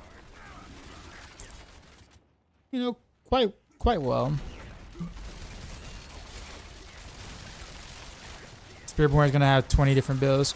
Well, the problem with that, Matthias, is that like everyone is really thinking that the Spiritborn tuning, the numbers that they see in the data mine, are gonna actually be the numbers on release, which is gonna be a rude awakening for a lot of people who pre-made builds thinking, oh, I'm gonna play that, right? Or I'm definitely gonna do this 100% setup here, right?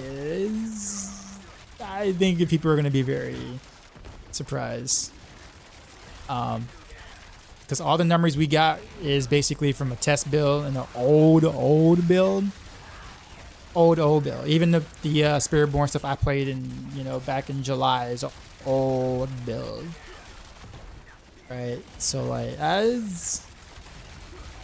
I not going to say Spiritborn isn't going to have a bunch of builds? Oh, for sure. But it's probably not going to be what we've been theory crafting, because the number is going to be a lot different. All these 100% dodge builds, that's what the numbers show from 6 months ago build, but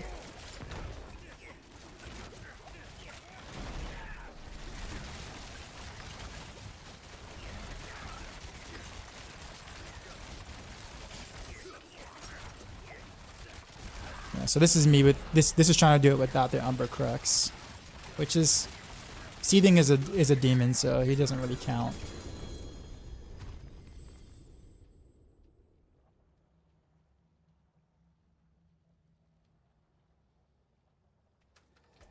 I'm only here for real content. I enjoy it. Fair enough. You say you should be so much bigger, man. I like your content. I appreciate it.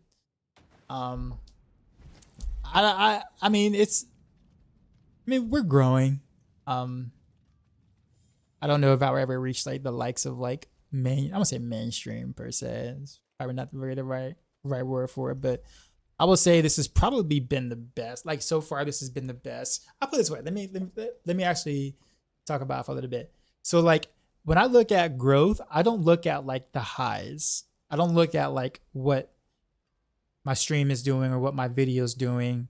at like the highs. Like everybody's gonna be interested like first week of season or when something brand new pops out or whatever, right? My growth, in my opinion, are the people that have followed, that have subscribed or whatever, are they going to be around at the back end of the season? Like, are they going to still be with you, chilling with you, whether you go out to a different game or whether you're, kind of just, chilling and not really doing too much on like, the week 6 or week 7 of a season or whatever like that. When I look at those numbers, those are the numbers that I look at as growth, right?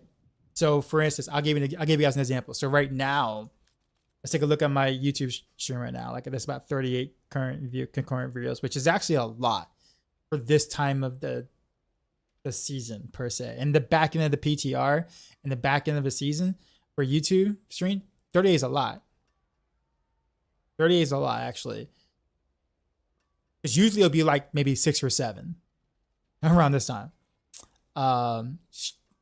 Twitch, 174.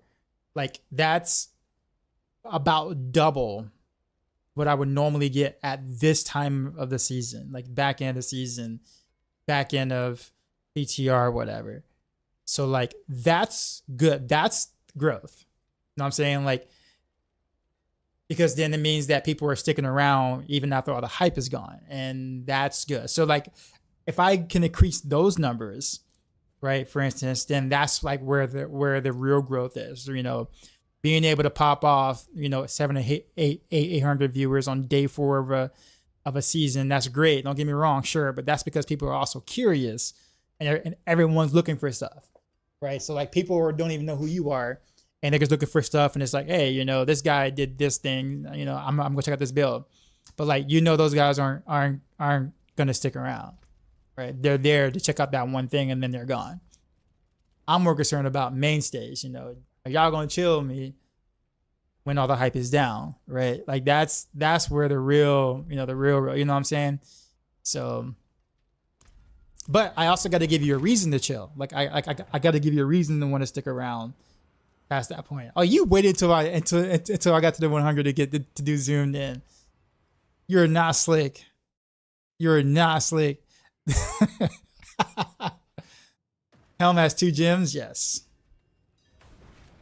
I have no idea if I'm gonna pass this, but all right. So I'm gonna CC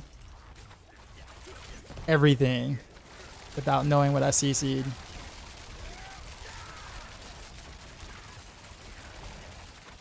All right.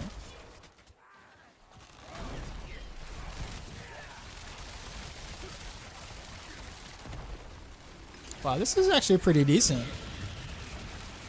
As long as I don't like CC immune them so quickly.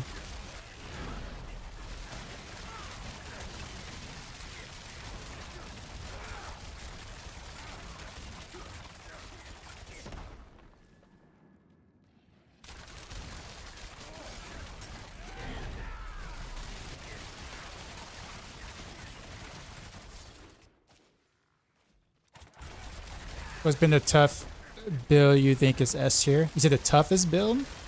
As in like, like tankiest, you mean? Or like difficulty to play?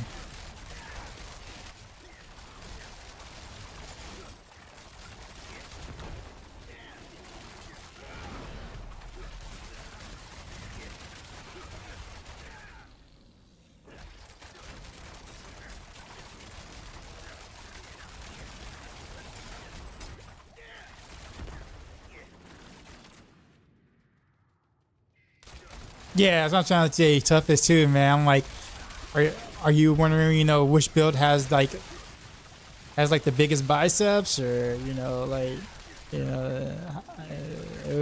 you be, I mean, which build, is like, wins the slap contest, or like, what do you?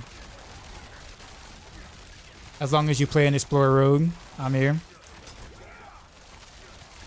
Fair. So if I play Druid, you're out.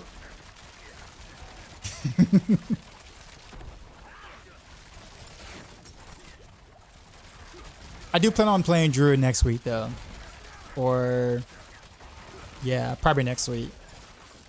Or well, maybe the end of this week. I'll make a Druid, and then I'll have Boiler teach me the ways. I'm like Boiler, talk to me like I'm 5. What do I need to do? What buttons do I press? How do I Druid correctly?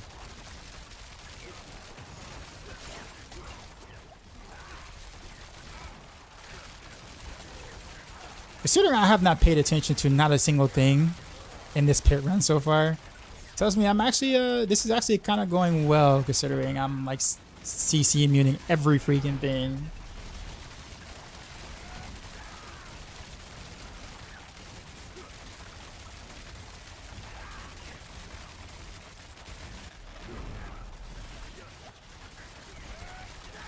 Yeah, see, like that.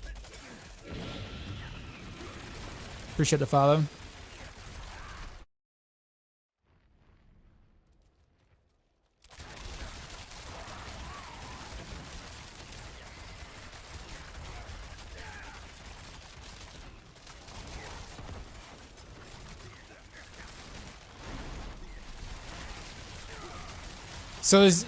So it's really stupid question because I don't know anything about druids right now.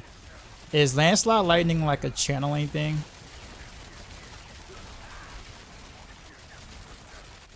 Like, do I have to channel that?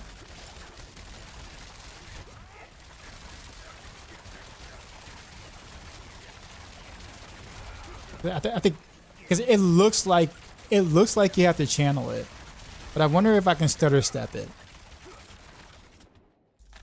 Like, can I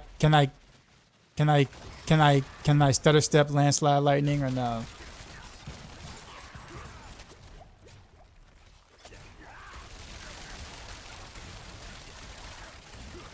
You can't. So it is. So if I can't do it, then like, then wouldn't that mean it's a channel or no? Because the only skills you can't stutter step are channeling skills technically. So you can't stutter step Landslide, or is that what I'm hearing?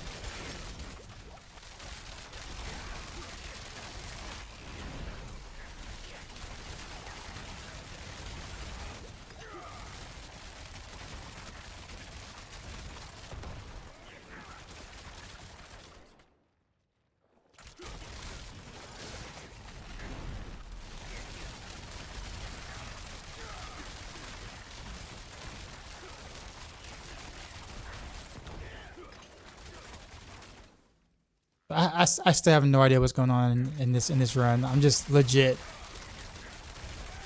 firing arrows in the direction, hoping stuff dies. Okay, there's a mob over here.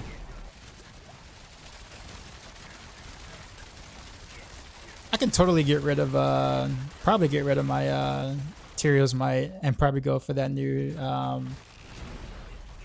chest. I kind of forgot what it's called already. Can definitely up my DPS for sure.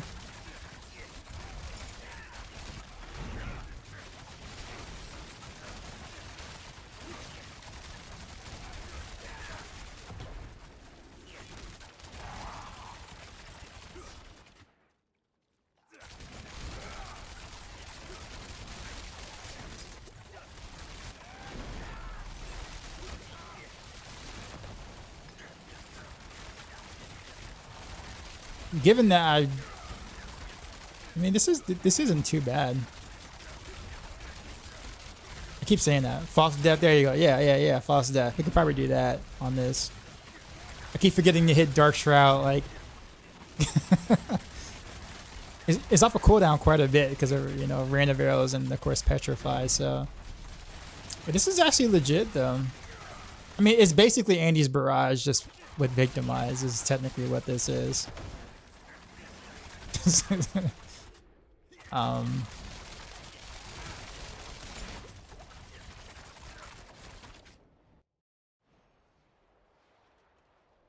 What's the pit boss? Because this might take long, depending. Oh, this might take a while.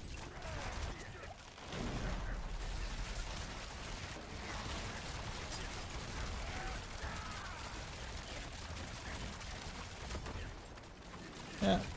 This is when I wish I had an Umber Crux though.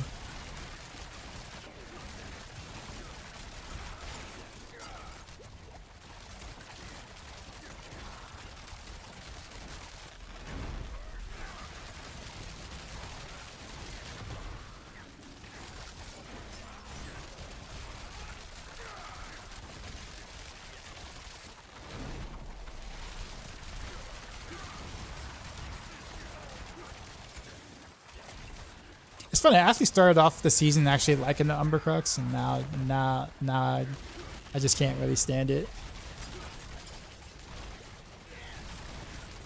I don't say can't stand it, but like I don't know. It comes pretty insulated, yeah.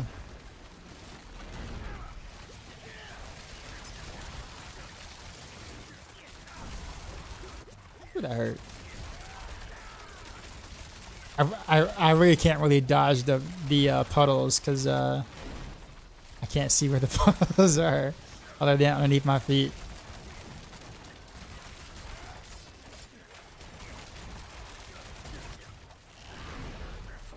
A milli. I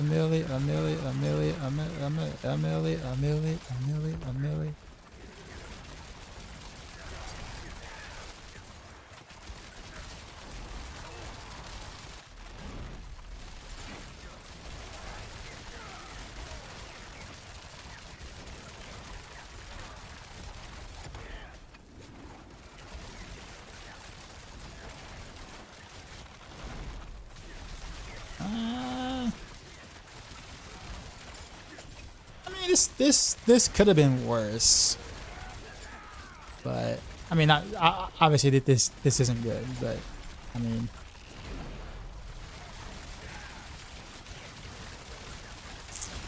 I think she'll die in like not this stagger coming up, but the following stagger.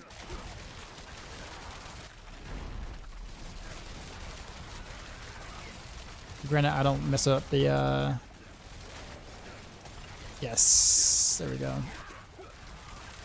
I got a good cow trap underneath. No, but man, I didn't want to get much off her at all.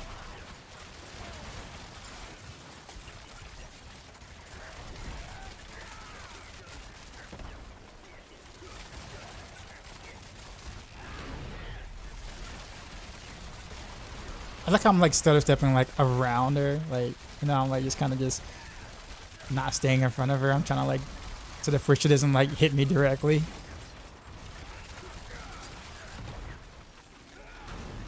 Oh, nice. Potion. There's probably some more potions around here somewhere I probably didn't grab. Or I don't know. Wait. Wait. Ow.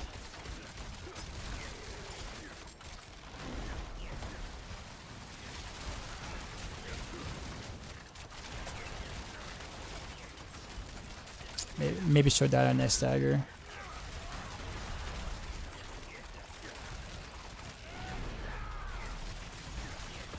And we go. Come on. We can do it. No, rip.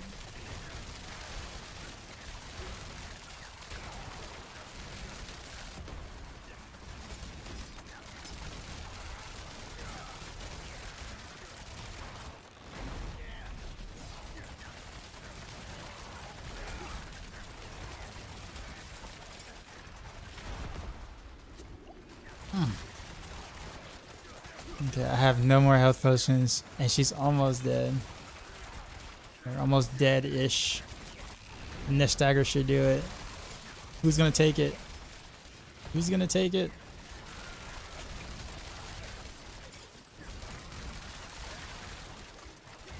The second win is so hacks.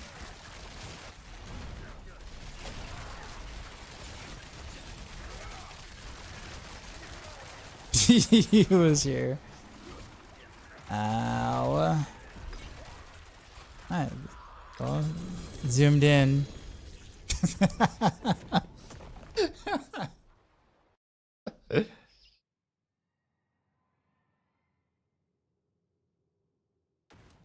Bro, I could not see a single little like splash or whatever. That's probably intense to watch from y'all from y'all's end. The level of min-maxing has been crazy, I guess. I fully master work almost every piece now. Yeah. I tend to I guess to a point I get close to min-maxing, I guess, and like current season.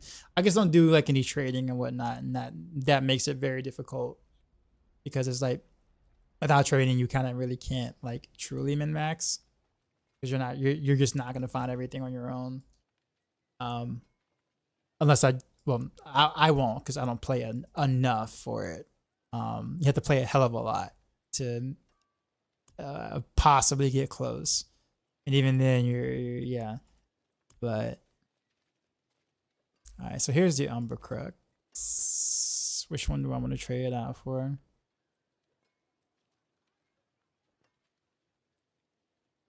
Oh man, my Barrage cast is really low.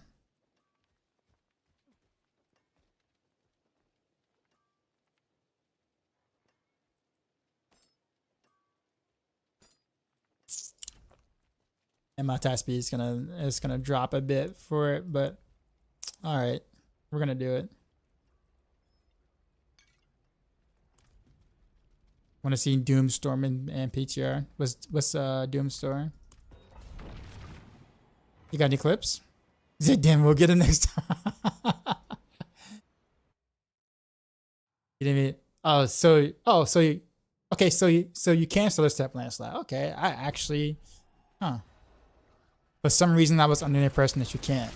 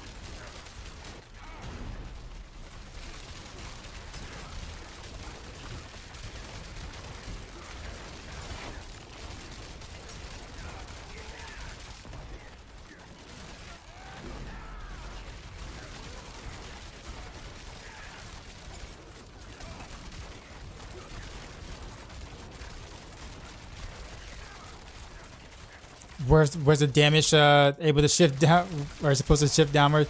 Yeah, it's supposed to.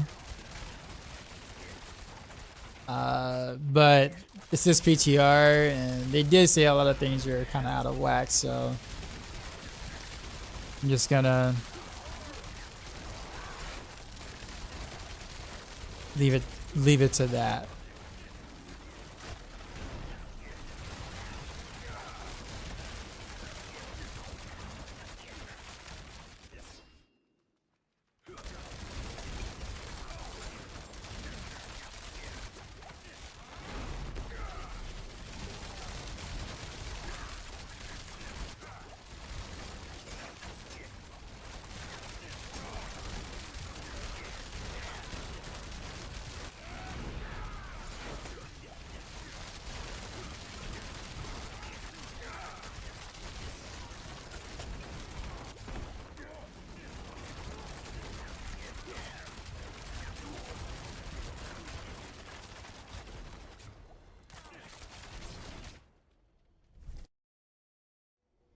That's where that leads in. Well, I mean, I'm assuming the assumption is that the numbers are only high because of PTR.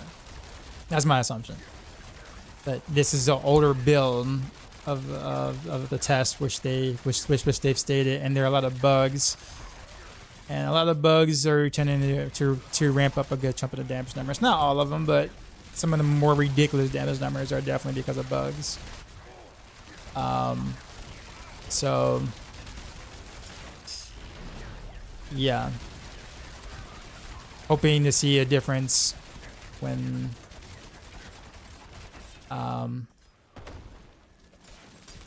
it actually launches. But maybe that's copium, we'll see.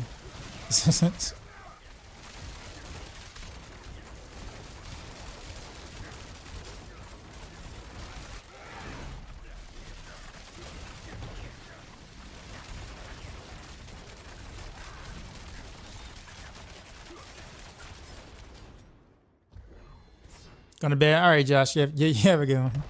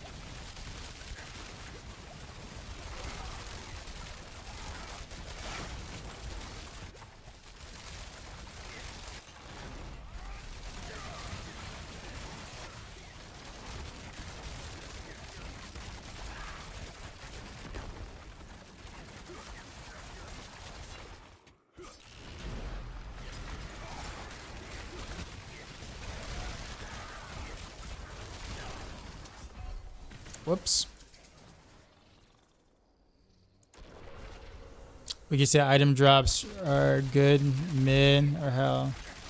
I don't know. I need my gold chain. Ancestrals are definitely on the low side of things, and where a lot of people are kind of complaining because they seem to be really, really rare. It's a valid complaint, although I wonder if maybe the other content that we don't have access to have a higher drop rate of said ancestrals or whatever. Or is it one of those things where Blizzard just has to, tune better and, a little bit better of a drop rate than what's on PTR, because it is quite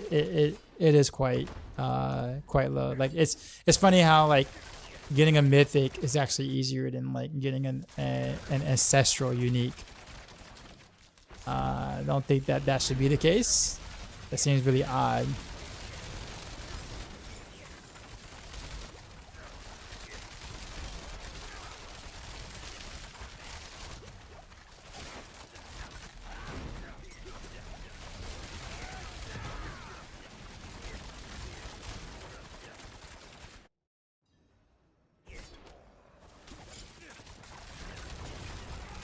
Yeah, this is actually a good boss to test because it's not a demon, so need my Umber Crux to do something. There we go.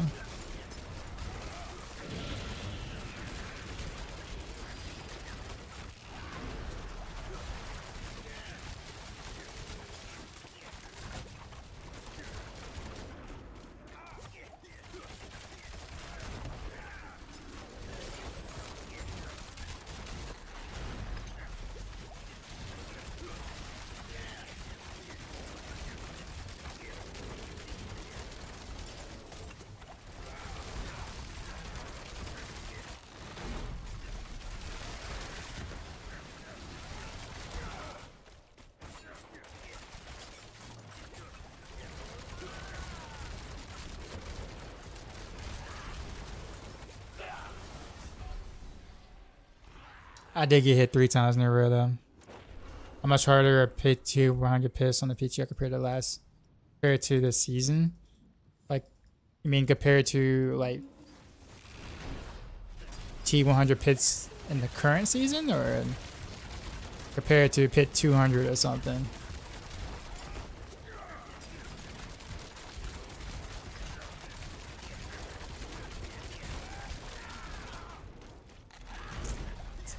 I don't really notice the intelligence difference thing that they're talked about, like mobs being more intelligent, or you know, those kind of things in the higher level pits. I haven't really felt that at all.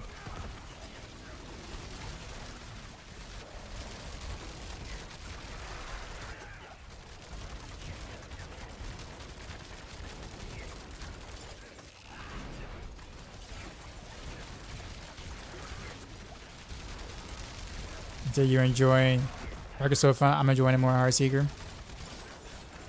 I think on the PTR, because I mean everything, I'm saying on PTR, but with the way Victimize is tuned now, anything that,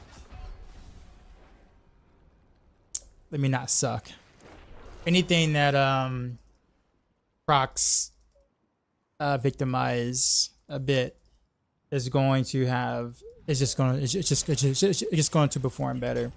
So like the advantages that Heartseeker had before was more so of it was a pretty high damage basic attack. So when Victimize, or when it was based off of your damage kind of sort of, Heartseeker kind of shined in that sense. But because now it's no longer based off your damage you're doing at all, there are just better candidates as long as you had a Fist of Fate, like a GA Fist of Fate that is just going to proc Victimize better. Like there's like quite a few candidates right now.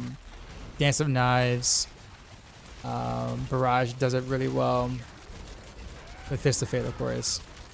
Puncture is actually a better candidate for the reason I mentioned. So yeah, it's almost like, I would think about it in the sense of like Andorials, right? Like think about Andorials, like what skills are best used with Andorials, right? You know, number one was you know, obviously Barrage. You know, number two was Puncture. You know, Heartseeker was kind of like, you could do it with Andorials, but it was like meh. I don't say meh, but like it obviously not as good as the other choices. On PTR, that is. Put it that way.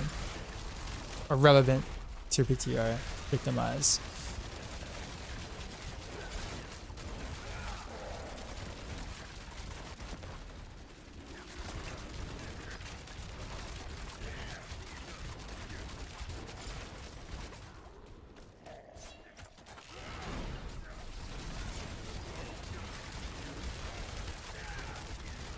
I don't know.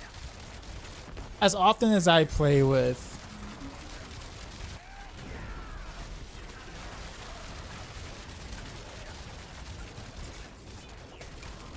the Umber Crux, I seem to never get the same results or similar results.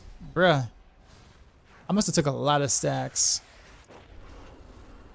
Anyways, rip. I wouldn't be surprised if the cat fits a fate to 75% with GA and 3 Masterware procs.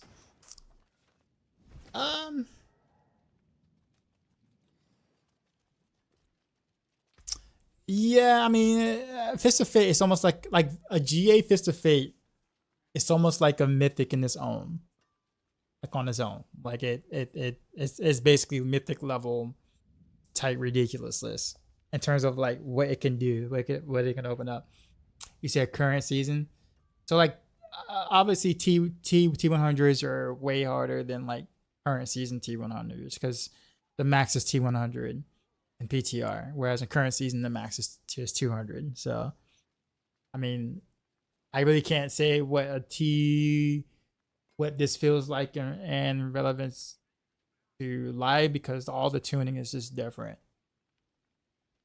So I can't say, oh, this feels like a 160 or something like that. Nah, it's not like that.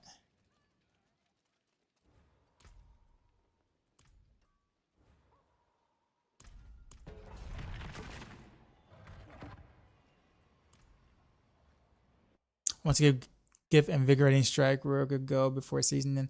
I do have to try that actually.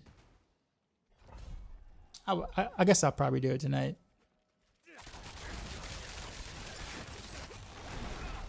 Hey man, you're welcome.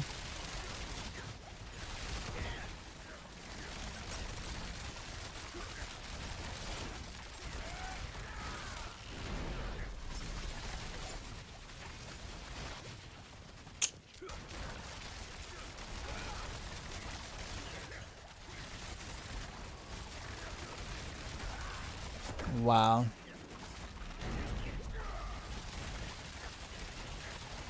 Something that really should have died the first wave of attacks.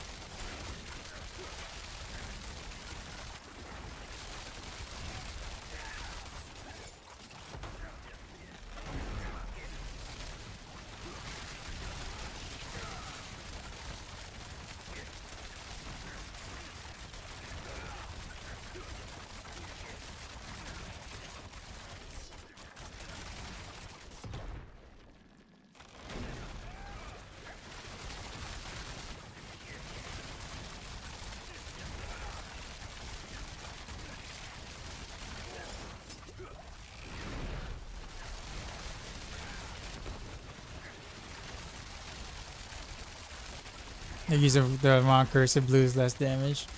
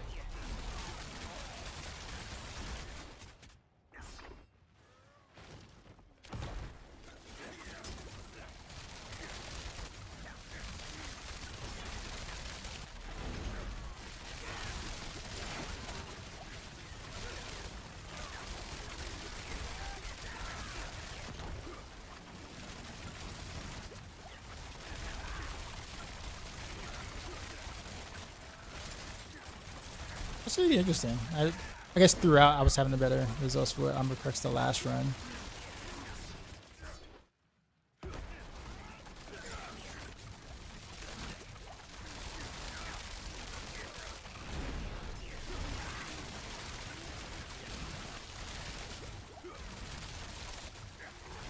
I do want to try one more thing after this on Barrage, and then I'll hang it up and do something different.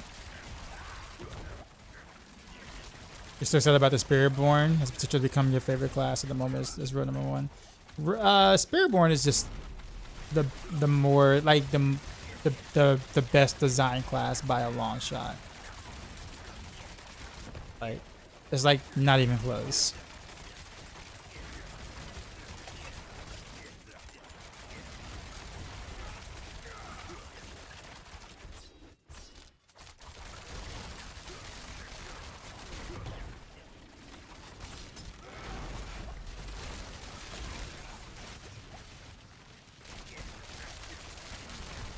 think I'm gonna just stop using dash and start using shadow step because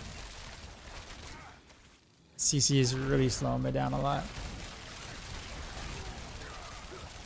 Probably should anyways. I'm using Barrage. I'm pretty up close anyways most of the time.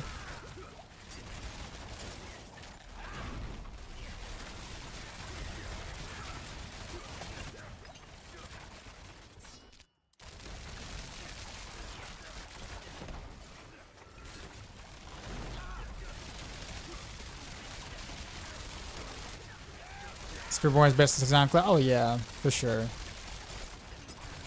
You could tell they've kind of, learned from, obviously creating the previous classes. But yeah.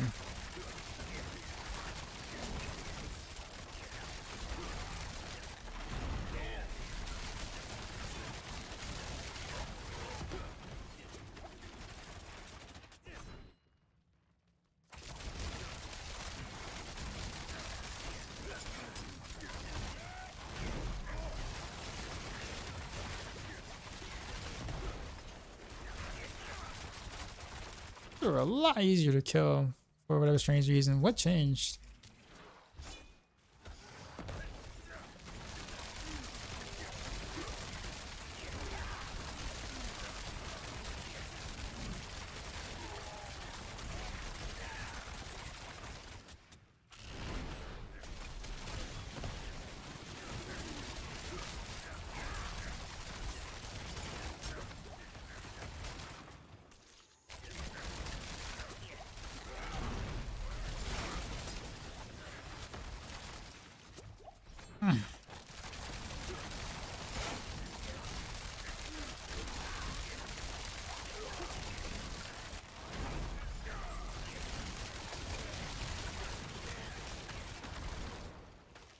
Yeah, I gotta stop using dash on this build.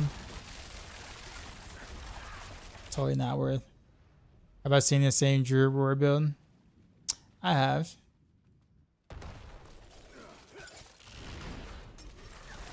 We got some clips of it on the Maxroll Super Discord.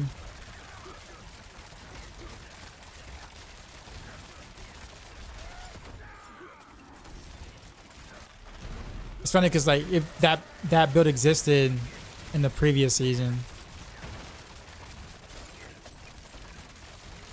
Yeah. I already know how long this is gonna take. Alright, sir, kill me.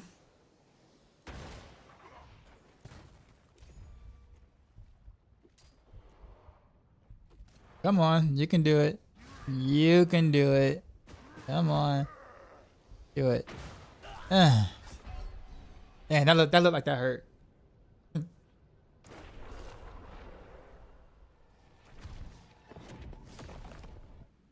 Okay.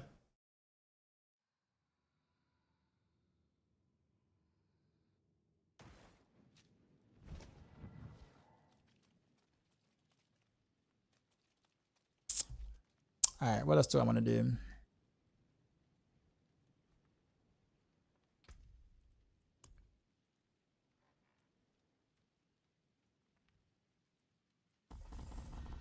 To remove that. Let's go poison trap.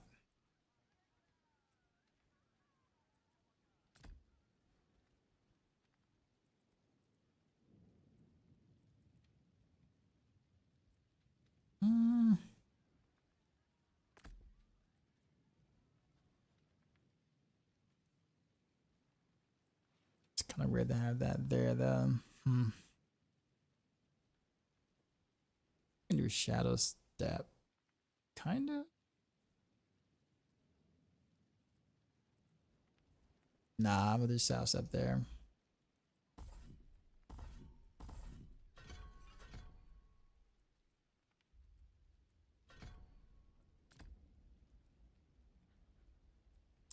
Which leaves me with 3 more points. I guess we can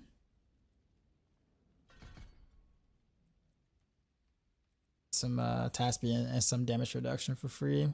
Might as well.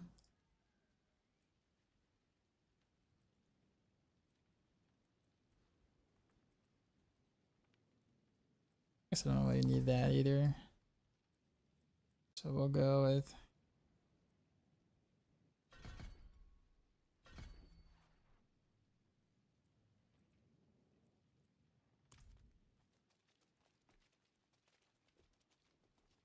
and we'll throw the Umber Crux back on, and then this be the last run. Oh wait, I forgot I don't have a whatchamacallit in there. I don't think I had a gem in it the last time I used it. I just went for it. Okay.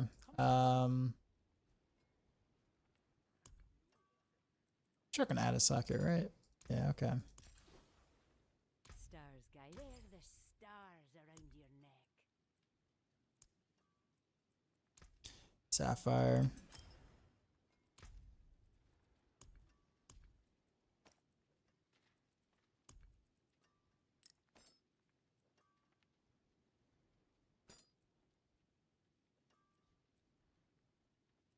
Actually, do I have another Umber Crux? Pretty sure I have one in like this stash that's like already been like masterworked. Yeah, I just not care enough, and so I probably never max one out. Just realized that. Oh well.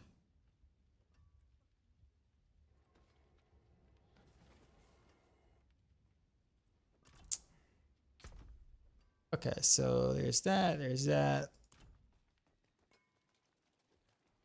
All right, last run then. Last run with Barrage.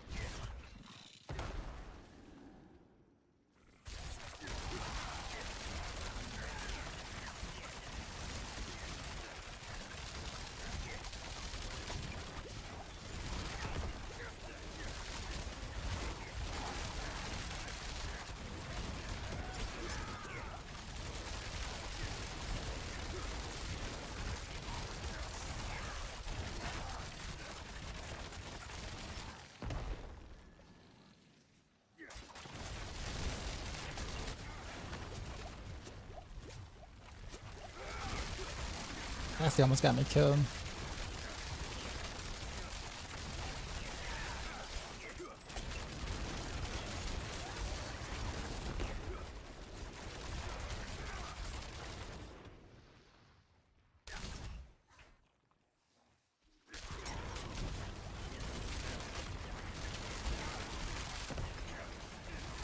Oh, these guys are good. These guys are good. They're like melting. When I hit the combo, that is.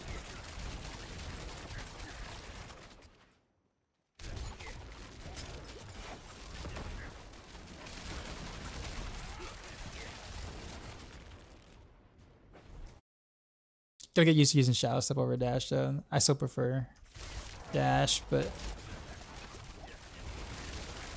this scenario, Shadow Step makes more sense.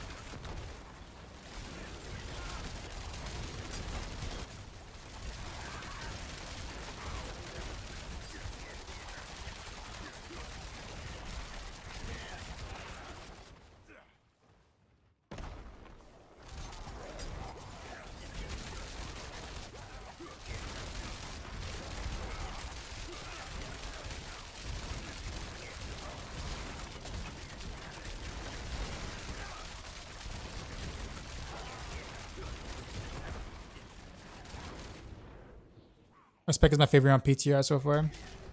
I don't know. Honestly, probably still Rapid Fire.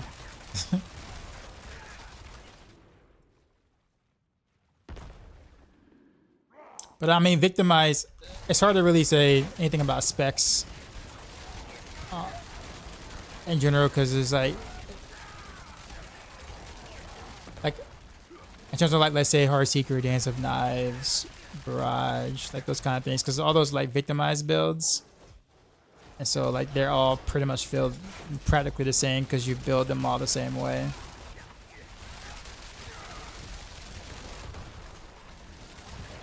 But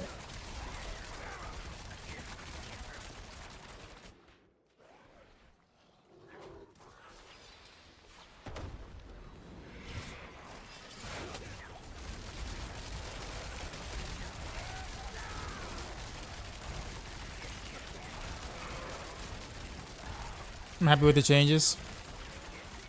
I would say most of them.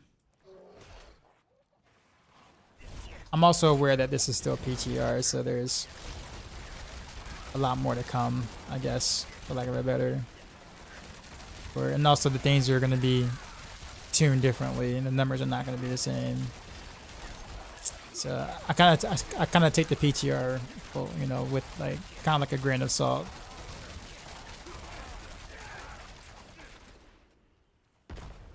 I do look at like, you know, systemic changes or whatever, like changes that I guess they're wanting feedback on.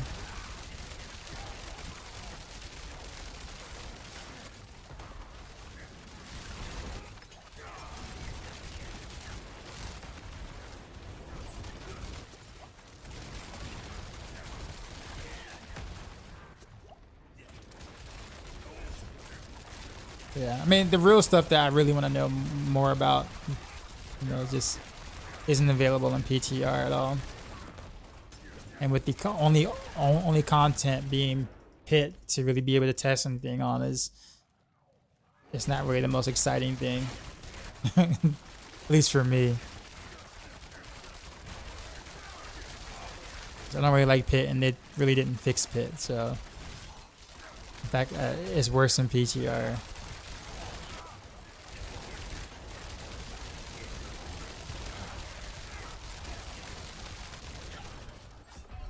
Oof.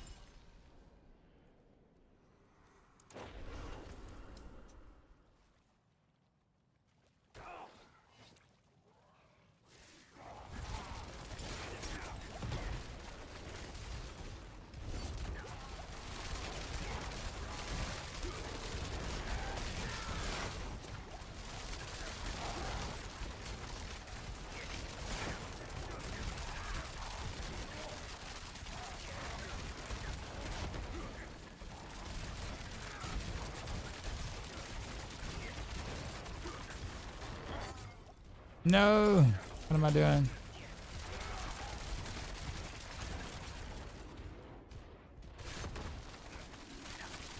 Okay, yeah, I messed that up really bad.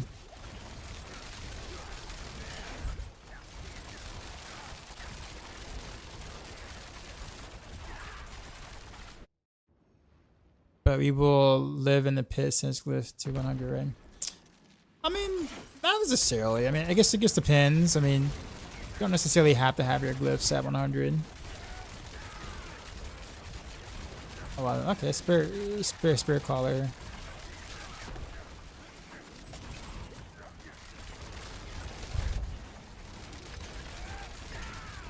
Oh, that was a huge difference. Okay. Huge difference there. Okay. All right. Well, I wasn't expecting that. Spirit Caller is not a demon either, so like the fact that Spirit Caller died as fast as it did. Yeah, I think the thing is that like I think getting your glyphs to 100 is just kind of like the long grind. Like, it's, if you want to min max, sure, but pretty much getting your glyph to 46 is kind of like the break point. Like that's the part where you want that, and you don't really need to do high piss to get there at all whatsoever.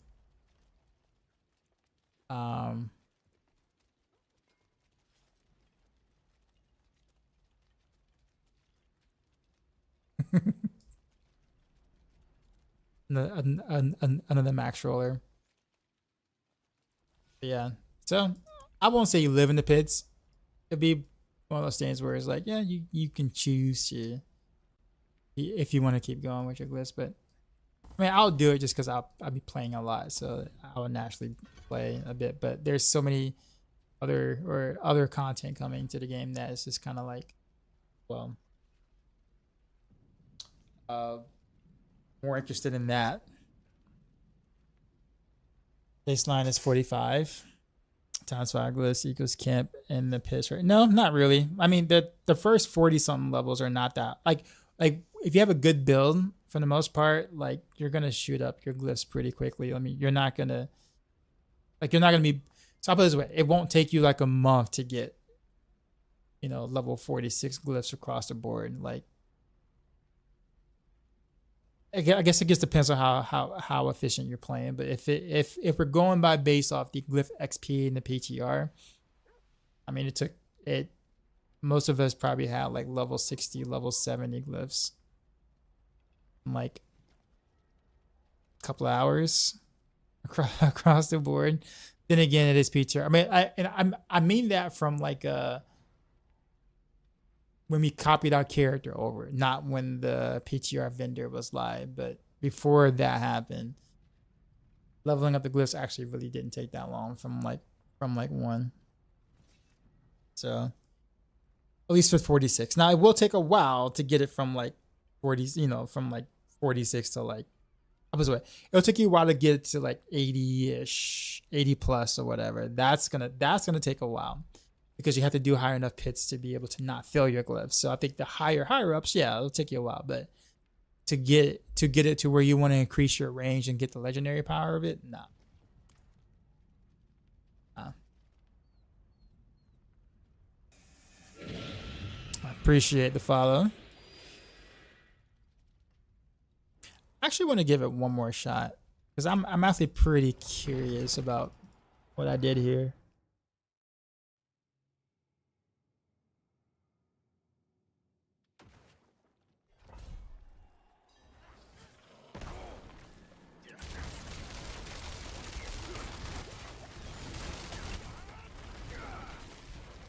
So that I get for not having Shadow Step this time.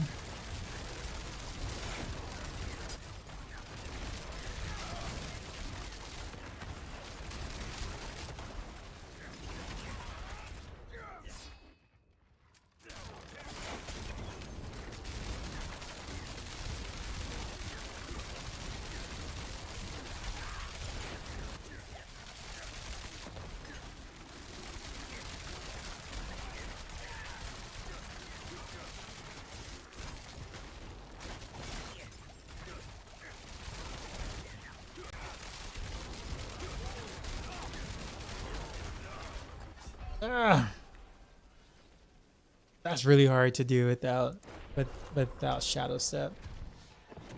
I guess I'm kind of forced to. I don't want to, but I'm kind of forced to. Hope group meta pits become a thing. Solo pits was so sad. I mean, I don't know if I really had more fun playing pits in groups. I think the problems are still the same whether you're doing groups or solo. I think I'm looking forward to playing much of the other content. In Front of Wars, Dark Citadel, Undercity, those kind of things. So I'm looking forward. I'm looking for Pit to be that thing where it's like, okay, I grinded enough to get what I wanted out of it for the most part. Now I was really trying to do other things.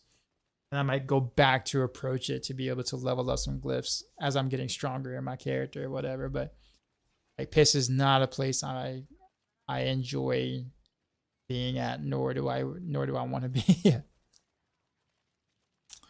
All right. I guess I've done what I wanted to do on Victimized Barrage. I think is really strong. I know my gear is kind of poopy for the most part for this, but I think it showcased exactly what I wanted to showcase. So know what to do now. Now, the thing is, I need to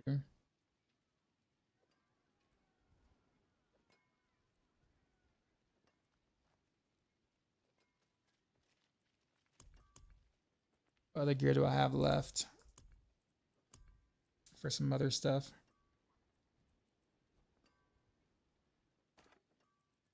That.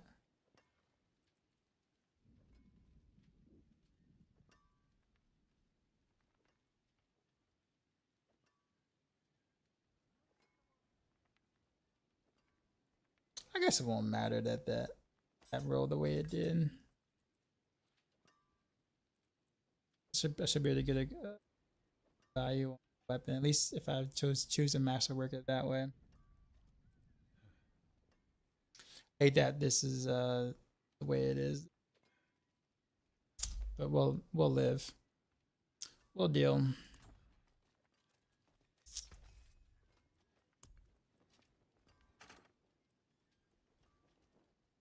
Season 6 content would be crazy. Pit, Nightmare Dungeon underneath. Well, Pit and Nightmare Dungeons is honestly why I'm not really excited for either one of those.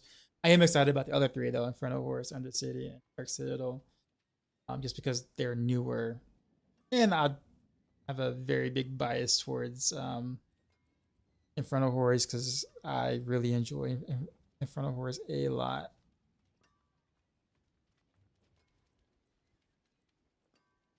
So definitely some bias there.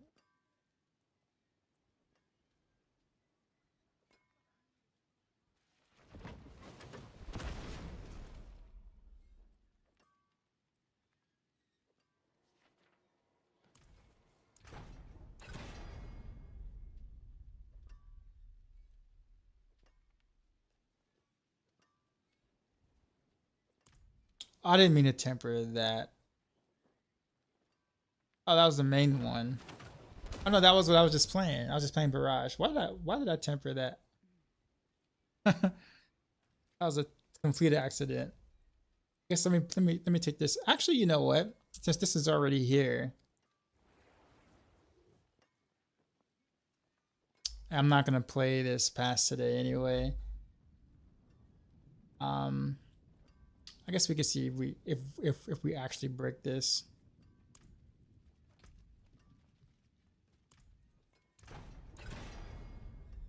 Arrow.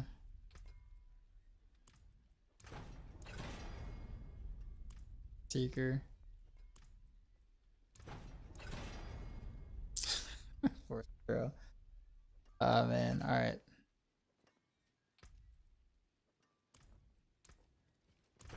But how is it here prediction working when you're in a group?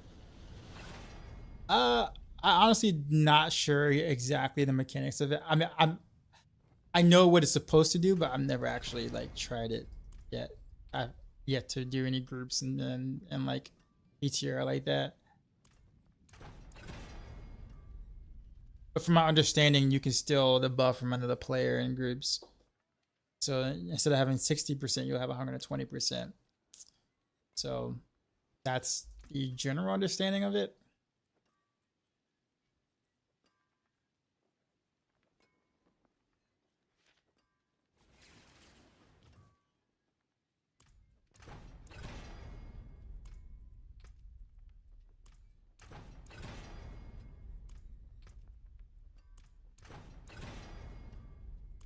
Okay, well at least we did get some. I'll take that. And I guess I don't really have an additional temper to roll whatchamacall on it. So I'm gonna have to like temper enough puncture projectiles to make that work. Guess that's fine.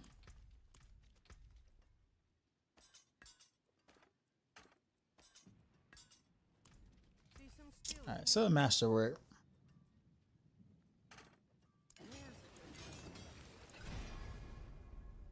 What's in your gem slot and your sword?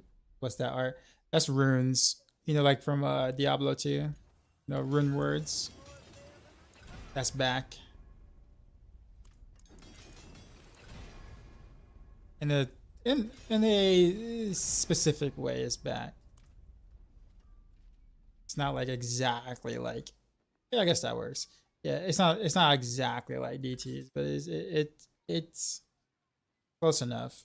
that people who play D2 would instantly recognize what's going on.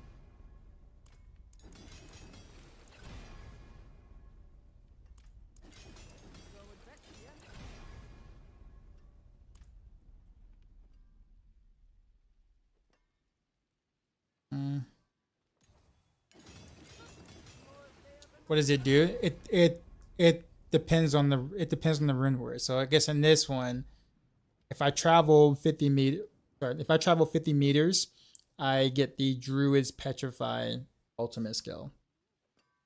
So the top rune is basically the ritual. So the ritual, what do I need to do to be able to cast the bottom rune, basically invocation. So I guess I'll show you this here. So basically, let's say I got all these runes here. These are the rituals, right? So they tell you to do a certain thing. Like here, stand still for 0.3 seconds for 25 offering. And then the bottom runes, which is the invocation, tells you how much offering it costs based off the top. So you can proc any of these effects, but given you have enough offering. So kind of neat.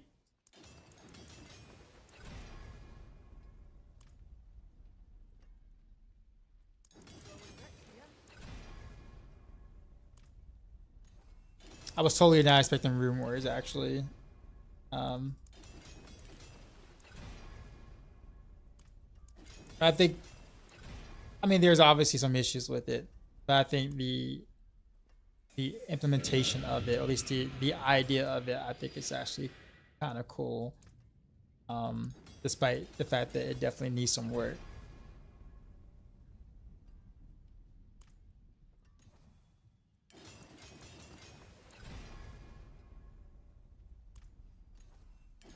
Kind of just needs this to roll on basic attack speed.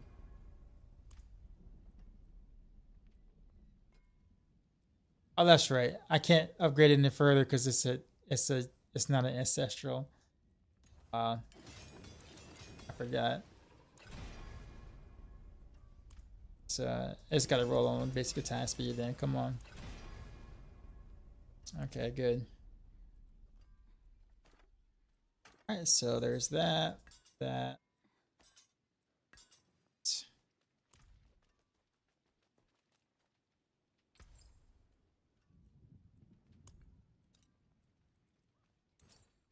you are.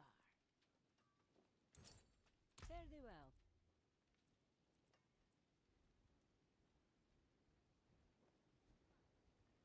Yeah, I'm not gonna be able to do that one. So now I gotta go back to doing the other thing, which actually makes this version like worse, especially worse, just because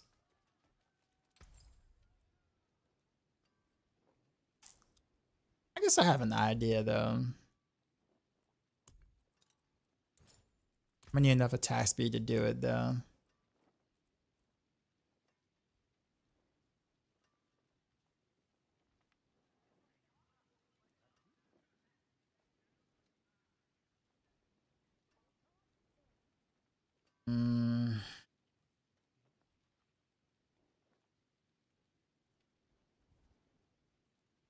That point.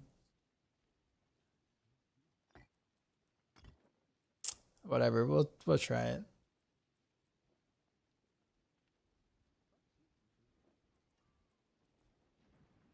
We'll do Petrify though this time around. There. We'll do the travel 50 meters here.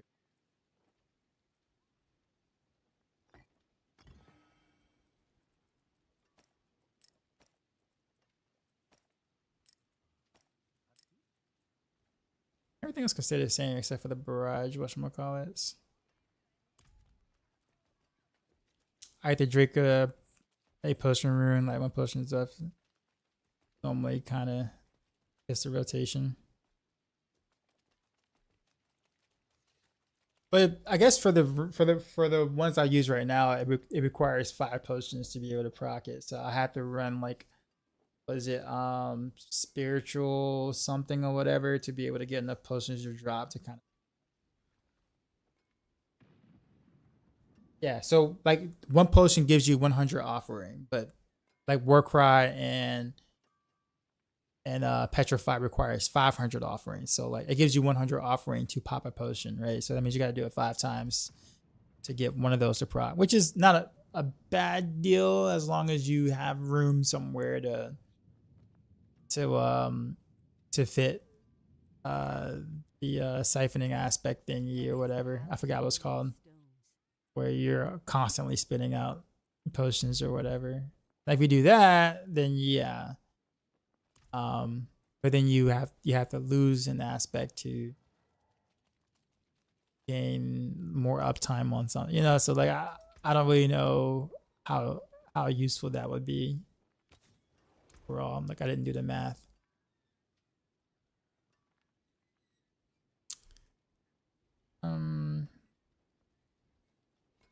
Retribution.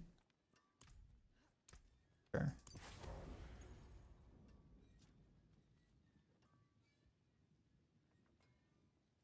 I was using the proc and all, to be fair. I never tried those combos. All good, man. All good.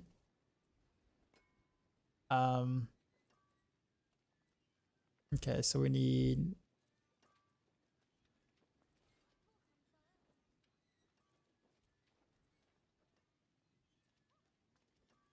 that. Actually, what needs to go here? It's got that. This cold clip makes sense.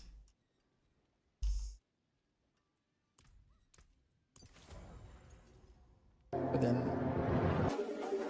Yo, dog Nightmare son, with the raid. we just got raided, son. You know how we do. Drop my new beat for these new viewers. What's up, man?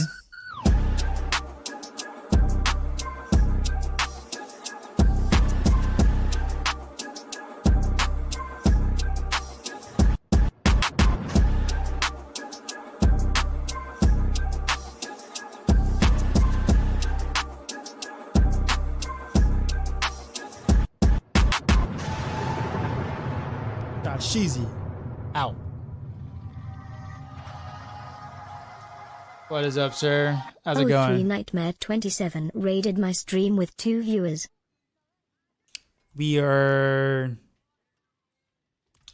I guess, just messing around with different things. This is last day of PTR, so I'm trying a little bit of everything before I call it quits, basically. I say a little bit of everything, but just a few things that I kind of really wanted to mess around with. So here we are. Doing a little bit of puncture. I think I might actually do some invigorating strike because someone mentioned it. I'm actually kind of curious.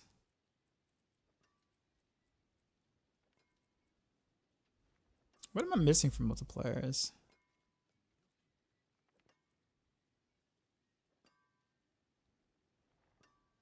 Got that. I got coke. Got that.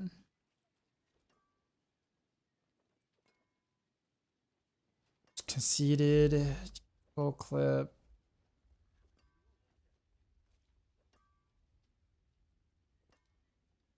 I guess there's lemons.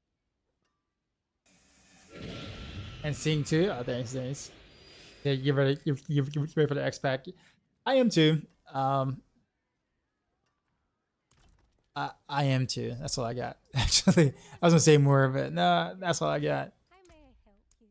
All right, rapid. I guess rapid makes the most sense here.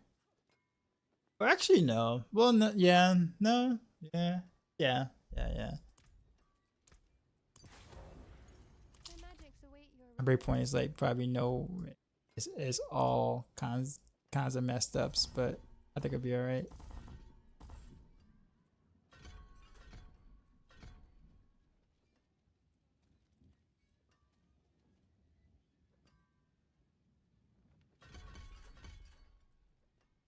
Okay, so we need to get rid of poison trap here. There's no reason to have that.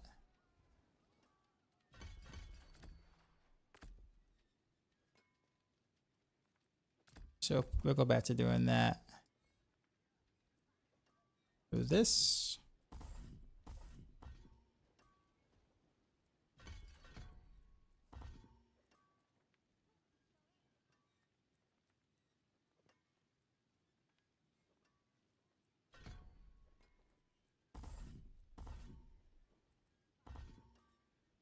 Okay, that saves me 2 points.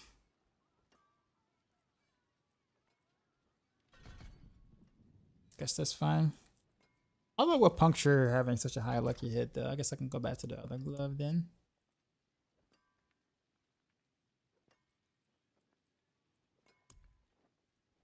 I guess I'll try both.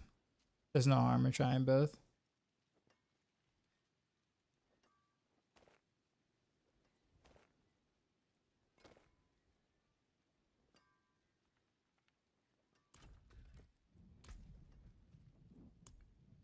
Actually, why do I have?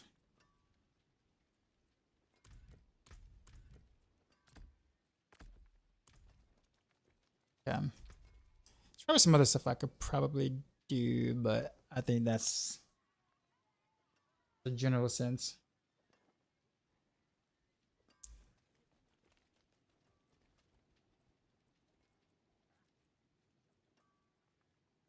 I'm worried about that weapon being like, with the weapon damage being a little lower, but that's okay.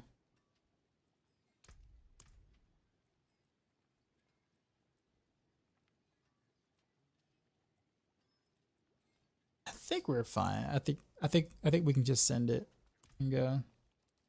I think. We'll drop it to like, I don't know. Let's see if I'm struggling on a like 95.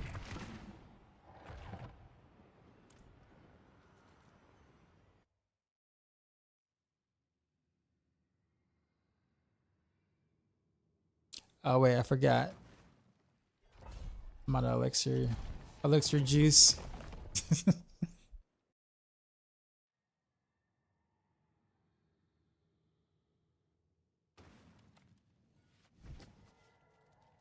Alright, so Potent portables. What needs of you? let's go ahead and craft like 100 of them. A potent quantity indeed.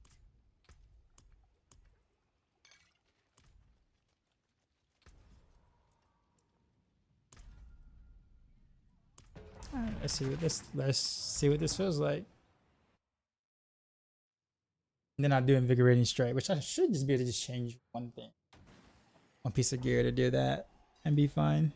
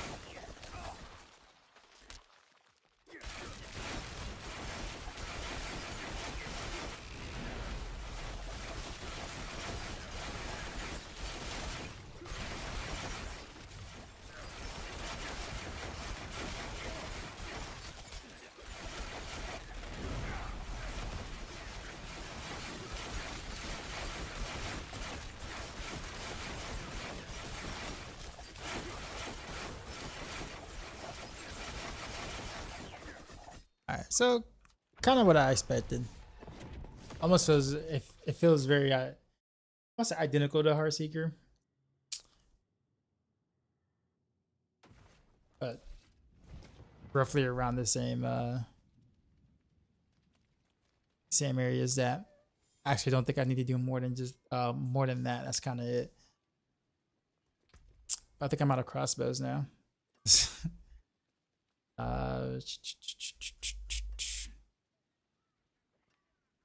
Yeah, I'm probably gonna break this. See some steel you need. YOLO.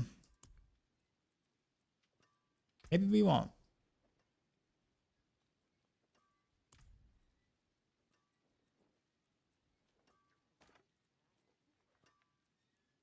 Oh, it's gotta be this one. Okay. Can I get invigorating straight? Yes or no? Play shift. Come on, invigorating strike. Oh, it did it. Oh wow, okay. Actually was not expecting it to work.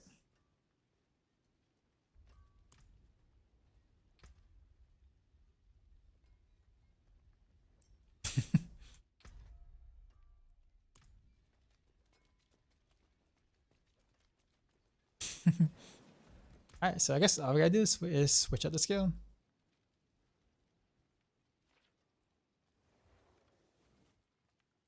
So let's see, vigorous strike.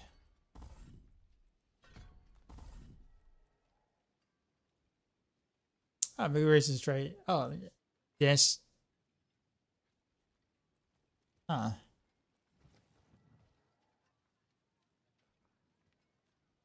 Oh, I actually forgot the. Didn't have a good way to make them vulnerable either.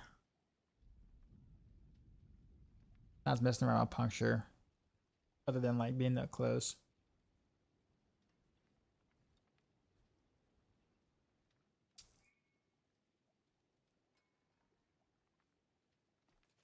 Do I have a decent fist of fate? I do. Danger gave me one.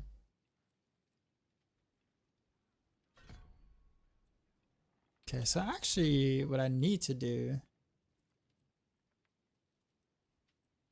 I'm gonna give up that though.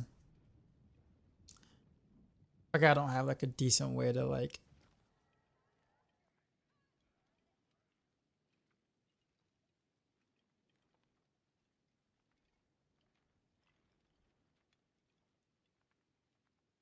I wonder if the cleave actually would do it. I guess we'll just send it in YOLO.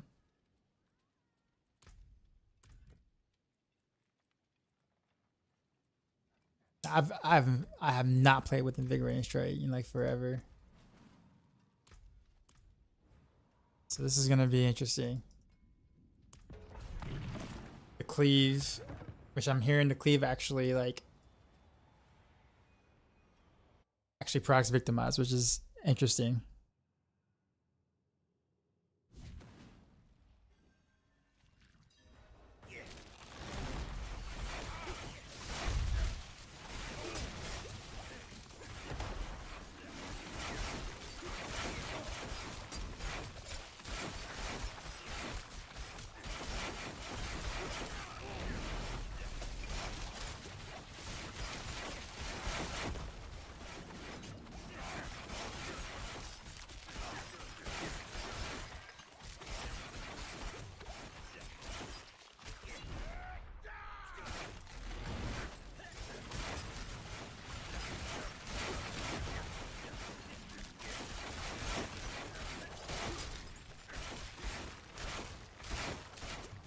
Does seem to proc his own vulnerable though. At least the cleave does. When it's cleaving from with cold imbuement. So this is actually going better than Blaze Shift was actually.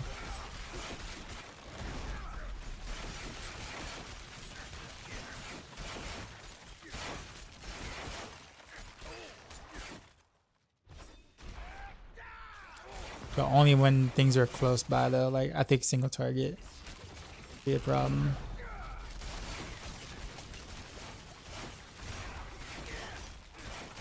because you don't have the SSP. I don't know if the cleave actually hits the same target. Like when it cleaves, is it cleaving on the same target? Because it hit him twice technically. My assumption is no.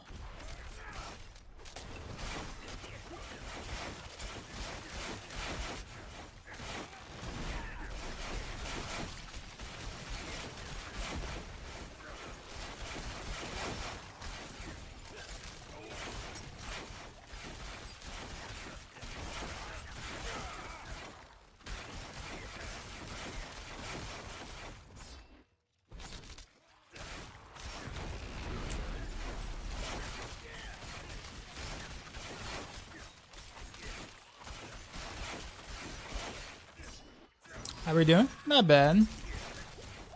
I'm just messing around on some off-meta type stuff. This is a Invigorating straight.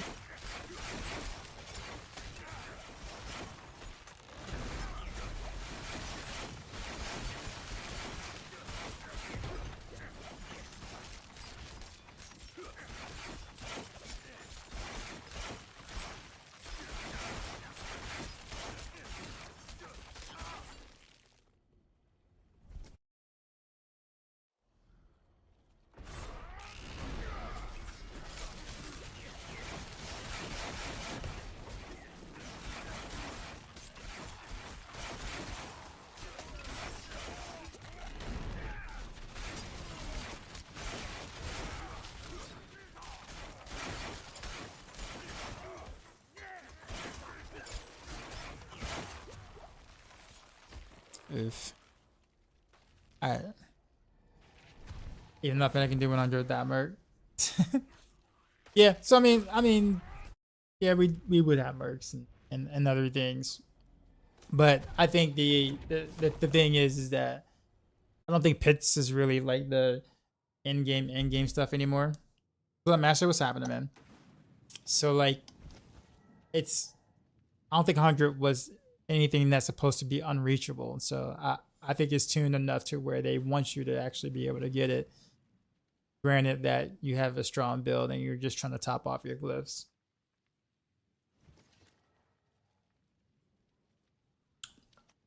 So it's something that they want you to kind of work towards, but not be able to do immediately.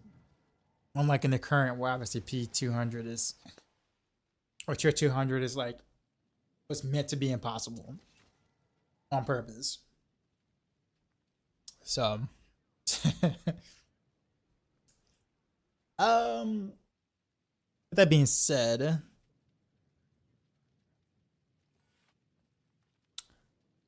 what else did I want to do?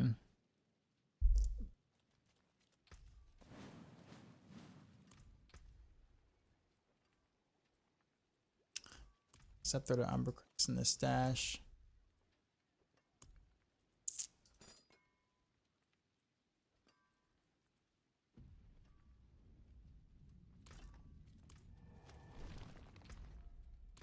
I think there is one more thing I want to do. Maybe, but I don't think it'll take me long before I realize whether or not I like it. She oxide.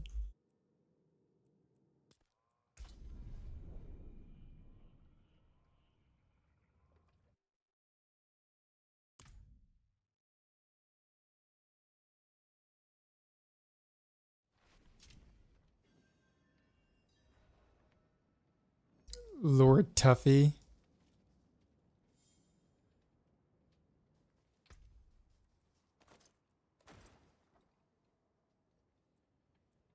Wait, what?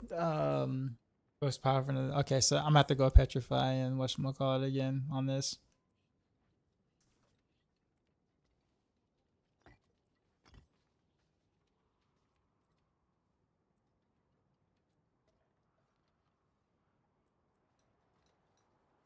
Where's the crepify at them?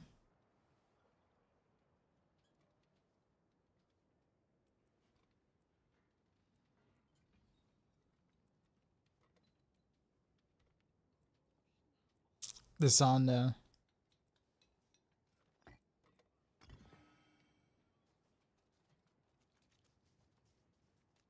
I don't think I need to change much of anything else here. I think Paragon is all where it needs to be. What I do want to do is some cold barrage. So super easy to transition from cold barrage to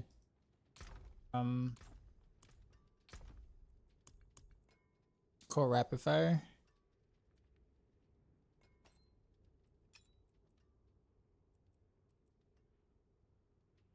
Actually, no, I don't even need to do that. I can just switch to Sterilus. Even easier.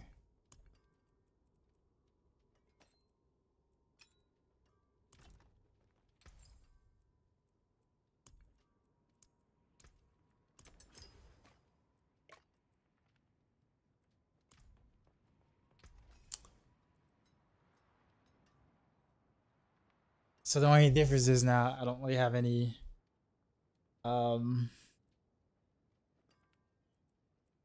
what do I get rid of?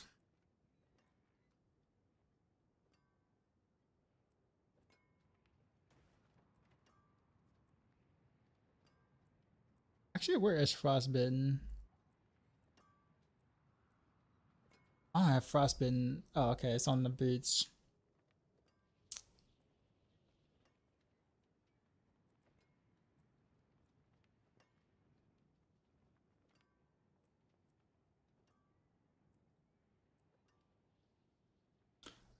That's the, and I'm going to trade an aspect out or some sort.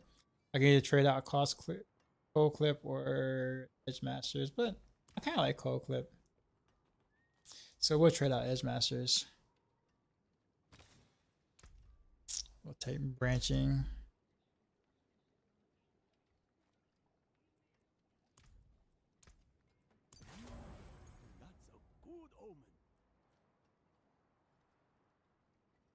I don't think I have a good way to stun, do I? Is this?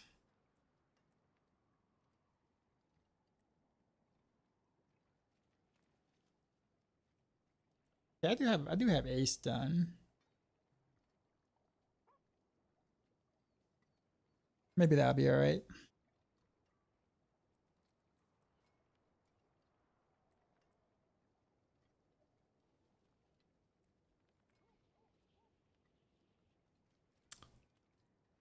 This isn't good though.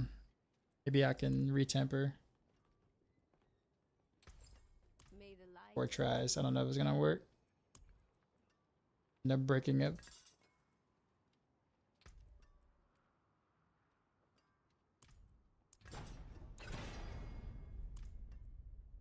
It's gonna happen. It's gonna break.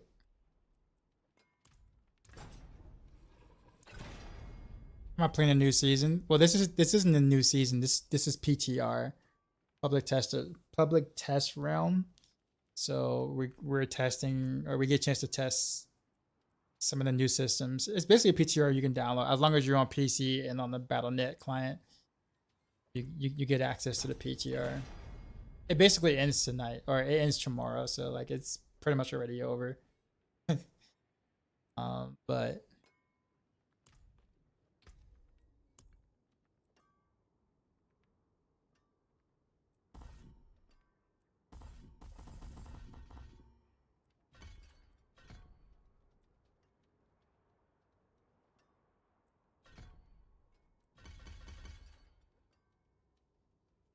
I also have, oh, that's right, the gloves. Crap, I don't have any barrage gloves.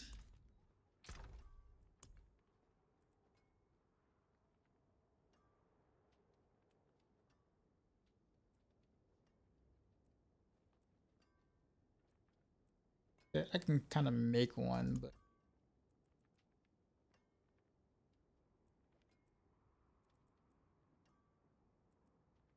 I got a Flurry glove, a Twisting Blaze glove. I do not have a.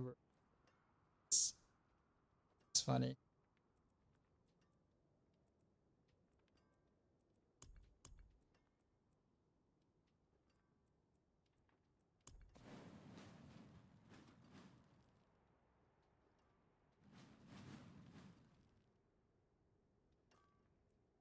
There is no quick fix for it either. All right, I have to do the thing.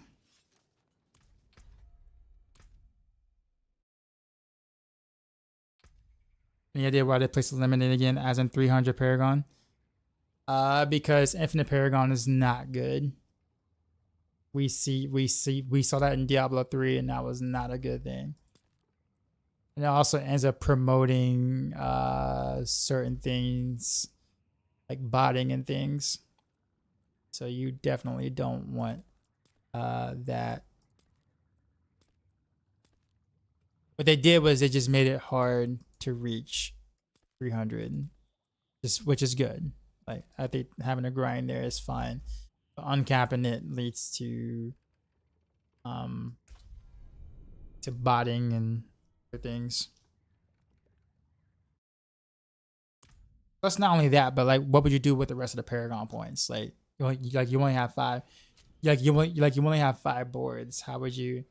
What would you do with the rest of the Paragon points? Would you just literally take every single node ever, and then once you do that, now what?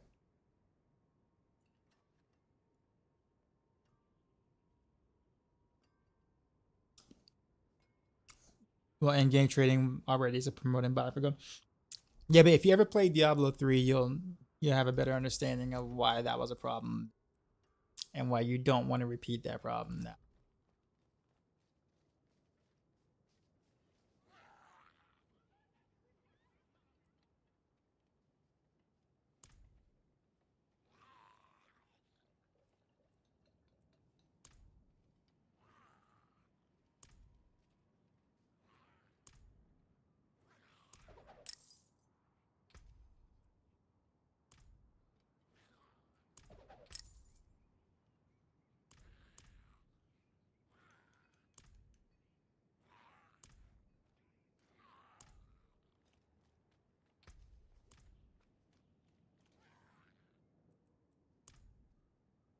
I'm just saying, like, even if you were to uncap it, like,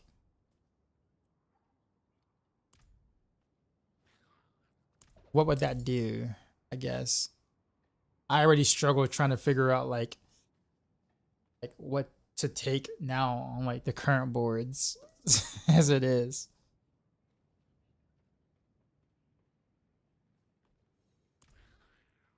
In your opinion, how do you make a good character?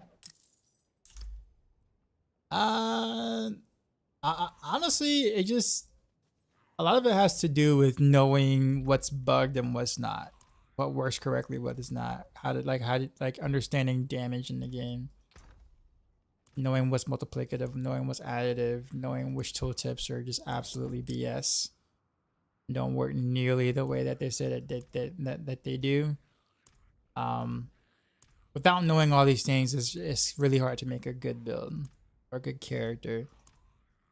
It's because what you think should work oftentimes doesn't work that way.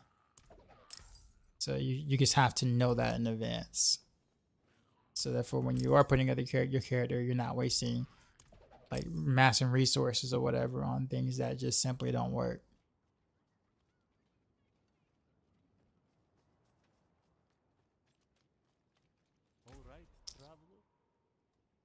So that's what ends up happening with a lot of people that kind of want to do their own thing.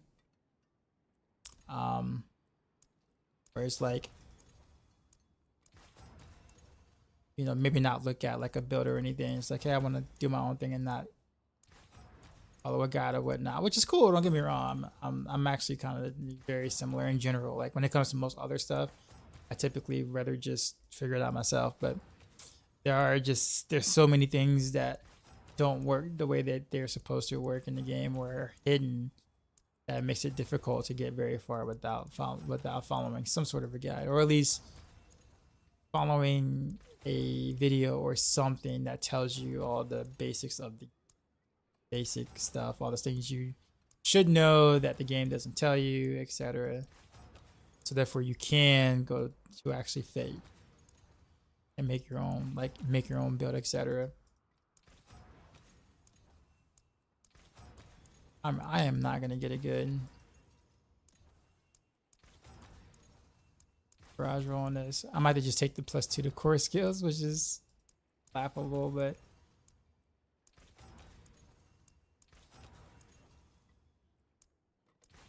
Also didn't plan to play this character very long, so it's like, what am I rolling for? Your thoughts about the new stat squish? There really is no actual stat squish right now. At least it doesn't feel that way. We are playing an old version of the game. The PTR is an old version, so there's a lot of buggy interactions and things that aren't supposed to be what they are. So I'm hoping we see smaller numbers when it actually comes out, but in terms of these like the actual stat squish or whatever, like sure that's there, but the number squish isn't. The damage squish or whatever. I'm hoping they truly do it and once season 6 launches, or the expansion launches. No, we're gonna just leave it at +2 Barrage. Whatever, it's fine. It's fine. Oh, I forgot to temper it. Okay. For damage. No. Oh. No. Yes.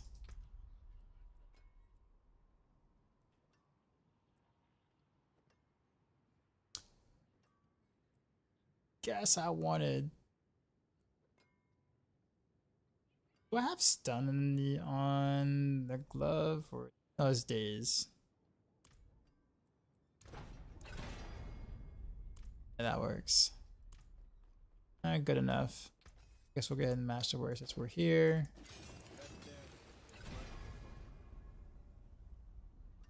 But yeah, I agree with you, man. I think the stats should be lowered a ton.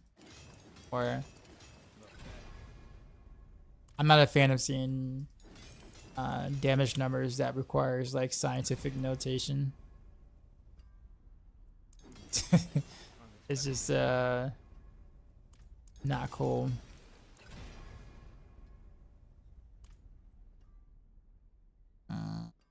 That's for the Barrage. I can probably masterwork a little better than that.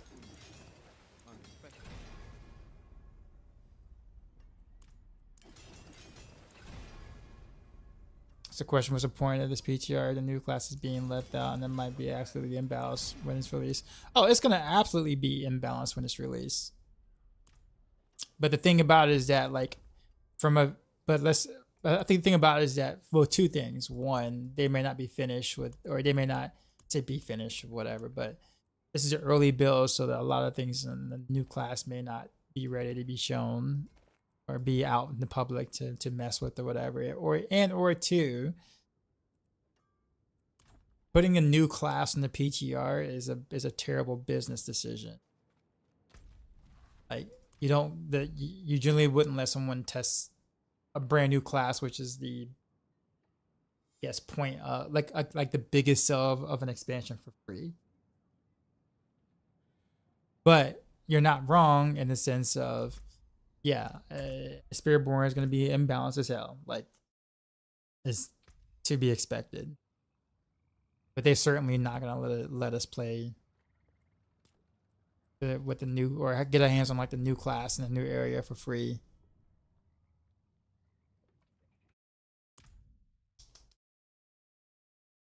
So it's continuing to make us craft this armor. Wait, what do you mean? I'm sorry. What's the reference? So this PTR served those to no point. I guess it's honestly to really like get feedback on the systems themselves, even if the systems are going to be different. Not different, sorry. They're going to be tuned different. I think the idea is just to get feedback on how the systems play. I think That's pretty much it. I don't think they really care too much about the class balance as much because all the numbers are going to be tuned different anyway. Not saying that they don't care about that any feedback at all, but like I don't think that that was the primary thing that they were looking for. I think it's just getting an idea of how we feel about the systems and the progression change and the leveling and all that stuff like that. Like that's kind of what they wanted to know more about. Also runes and things, which I think are important topics. Enough to have a PTR about.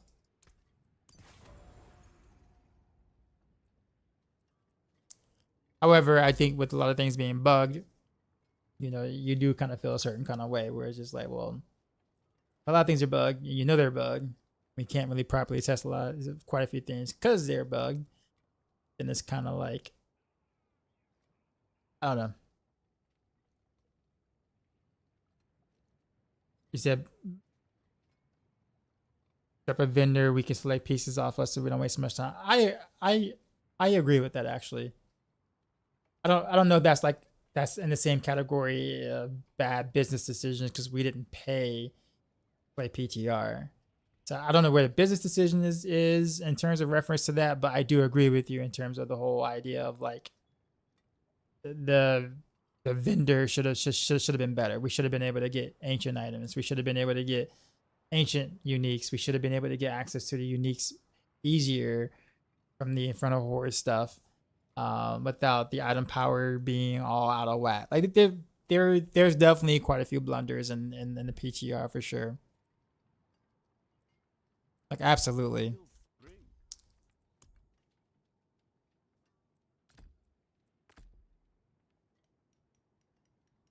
You get salty. Ultimate Online did that 20 years ago. Yeah.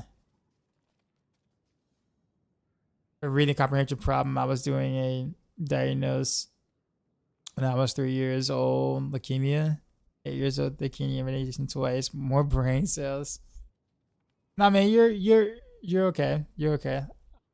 Hope you're alright, man. That seems rushed. That seems very rough, man. But hope everything's going. Oh, hope everything is well with you. I've had more of an appreciation of like what medical things people are going through when I started having my own medical issues. Sure.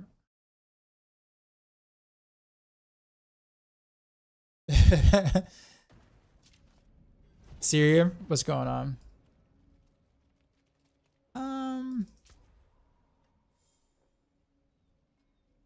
We don't know how I'm gonna feel about Barrage, so we'll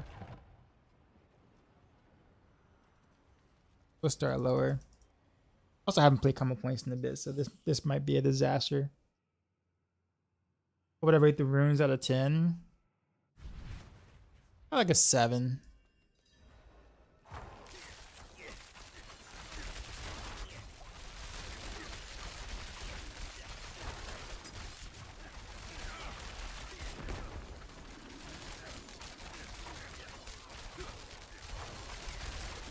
Wow. I can't reach the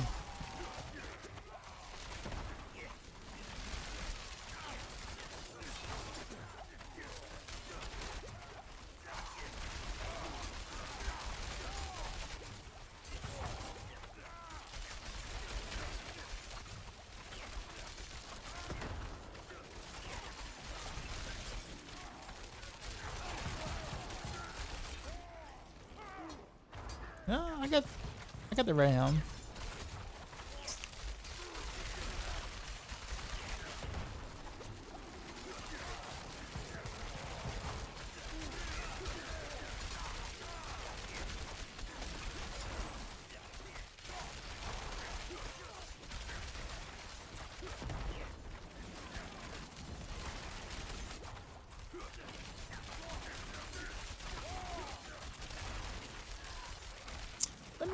Let me get it. I for sure feel like I'm missing something, which wouldn't be surprising. If not, then like I have.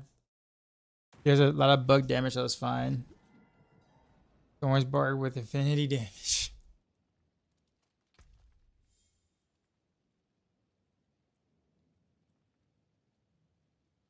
Shit, I may not be missing anything. Maybe compared to Victimize, this might be a lost cause.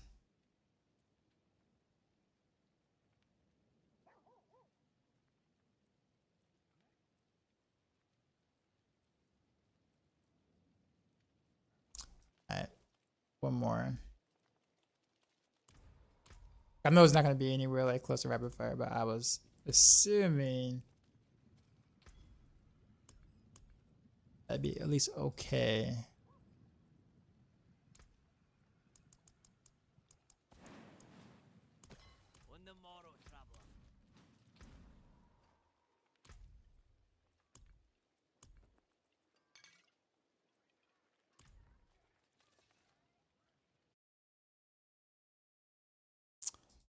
One.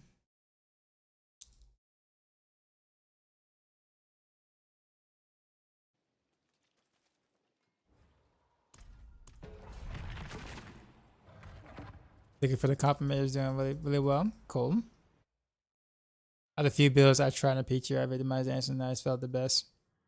It's kind of close in terms of like what procs Dancing Knives or what procs Victimize the best, honestly.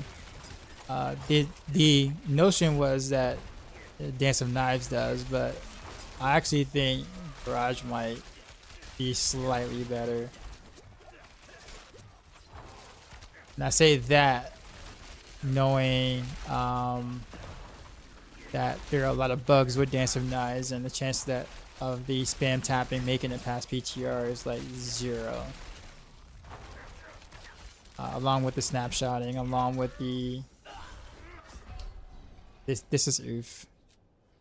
Alright. I think I'm done though. I just wanted to know. More 925 on the power? No, it's 800 now. Oh, I forgot to turn my whatchamacallit there's the traffic the Maxroll. Yeah, there's been like a clear or a video of like someone doing it under and like doing 100 in under 4 minutes, which is I think the fastest I've seen so far. And that's Barrage. Even though there are clears of Dancing Knives doing it in like 5.5 minutes roughly. Closer to 6, but actually it's about like 5.5 roughly. But the Barrage one was like under 4. And I'm just like, that's nutty. But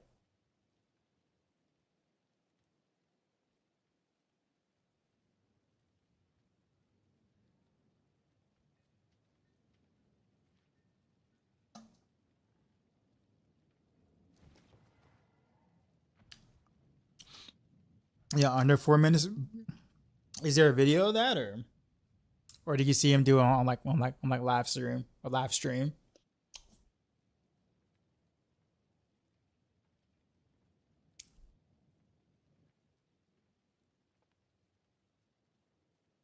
What's the reason for making it at 800? Is somehow related to the elimination of sacred item tiers? I think that is. Maybe found some new tech. Ah, cool. My only concern with Dance of Knives is that because Dance of Knives has so many bugs related to it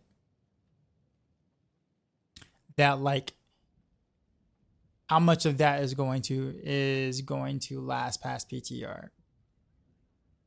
So like when you look at the other like when you look at like the other skills right now, right? The other skills don't really have bugs associated with them, but their key passives have bugs. Like, you know, precision is bugged, victimize is bugged,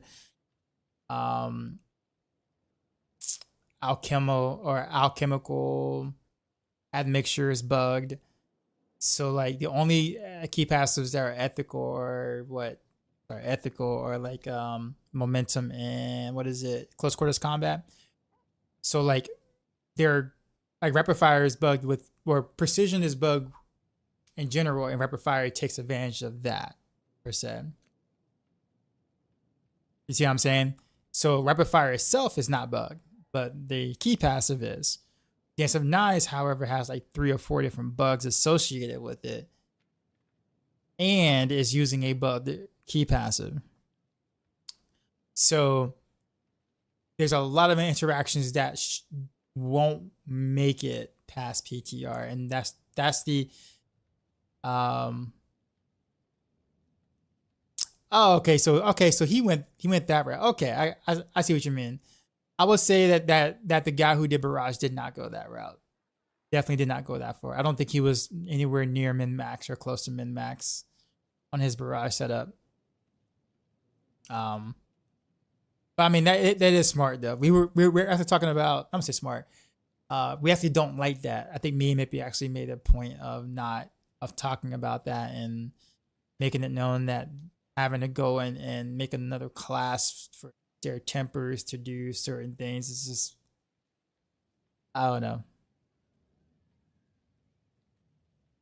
Remember Melting Love for Poison Trap season? It was it was the poison imbuement bug on Twisting Blades, but yeah. So yeah, that we don't know if that's gonna make it live either, but I mean, I don't know. I guess that's the thing about the Dance of Knives stage right now. I get a little careful about putting stuff like that out because the idea is that because there's so many bugs around it, people start looking at those videos and then they're thinking that, oh, that's gonna go live. That's the build I'm gonna play because it looks really, really cool, right? And then it goes live, and then people who were trying to build exactly that way, it no longer works. And then the people who put those particular videos out there is like, well, you said this was good, or that kind of thing, and it's like, well, it was good. It was great in PTR, right? But I'll give you a great example of that, like Elemental Surge. You guys remember that season 4 PTR, where Elemental Surge was like the strongest rogue setup? You guys remember that? And there were quite a few videos out there in the CT, in PTR about like Elemental Surge rogue. And then guess what happened? We get into season 4, and guess what happened? Like, that got nuked. And people were upset because they literally were trying to build, and they were tempering like stuff. They were tempering Elemental Surge stuff because that was a build that they were gonna play. And they didn't really, keep up with the times and realize that got nerfed, and so now they got mad at the people putting out the videos about it. And like, it's not their fault. Obviously, the content creators are just making whatchamacallits. They didn't see the number become smaller.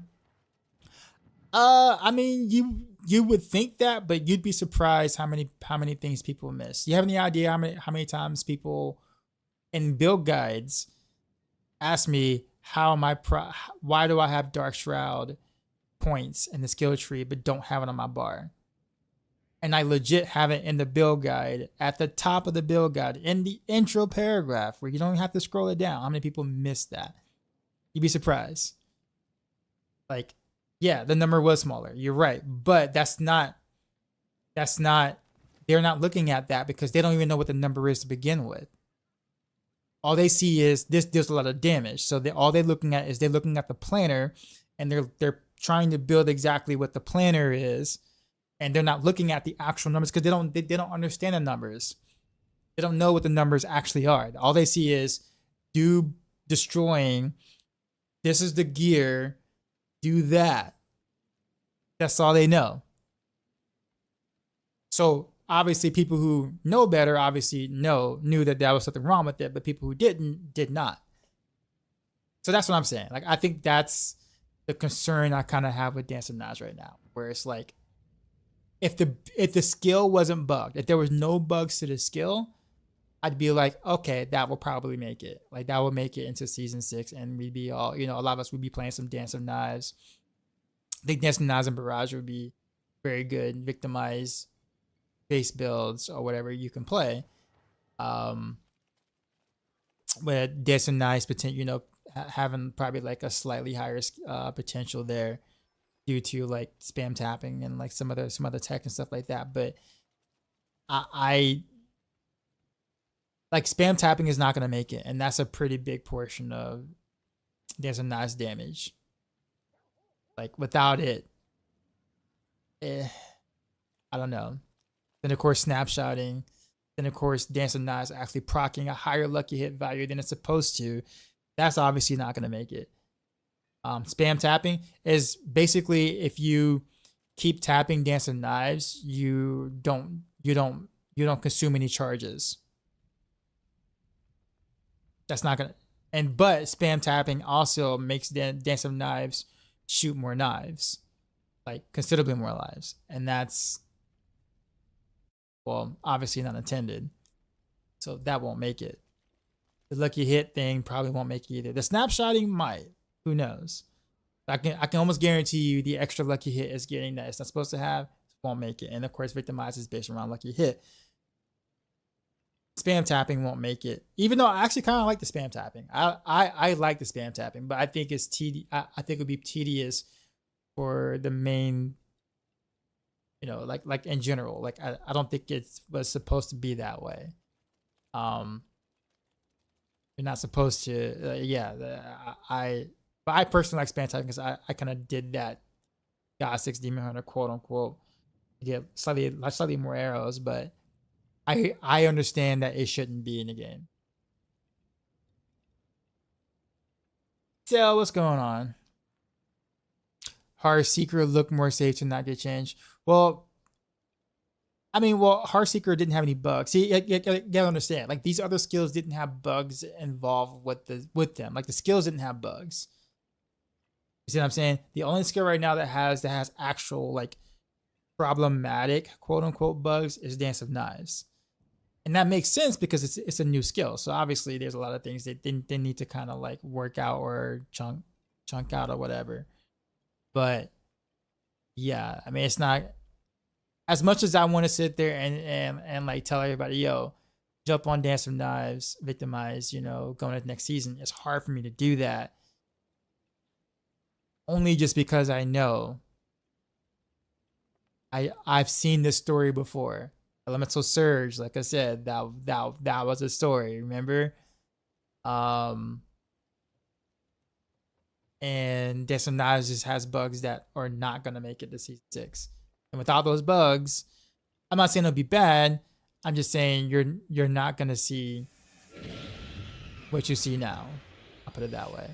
You might be building Dance of Knives a little different, depending on what actually kind of goes through. Morning, hey man, what's going on? Appreciate the follow, whoever that was. But it sucks that face-to-face snapshots.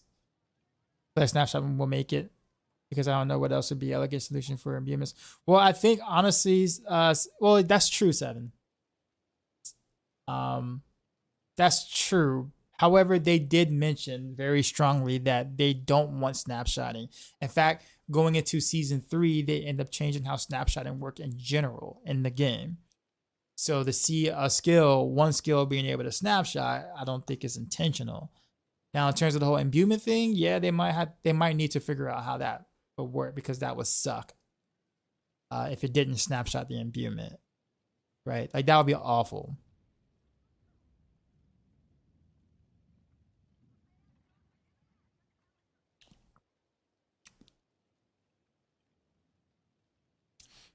TCR is so strong because you're moving while you're doing damage, and there's a lot of.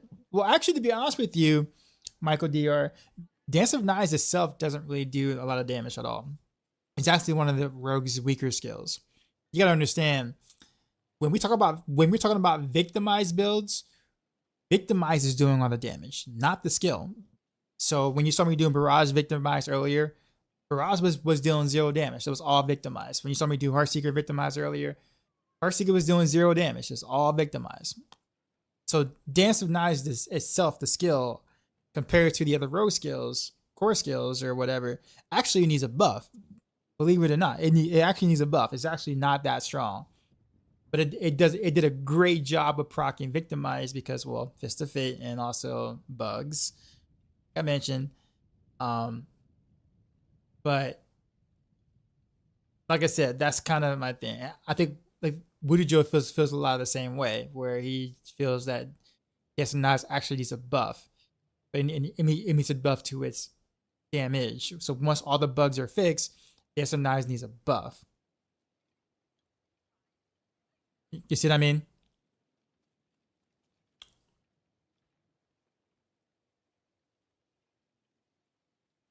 Yeah. No, you don't even need to put any points into Dancing Knives. 1 point into Dancing Knives is that, I mean, that's it. You don't buff Dancing Knives at all.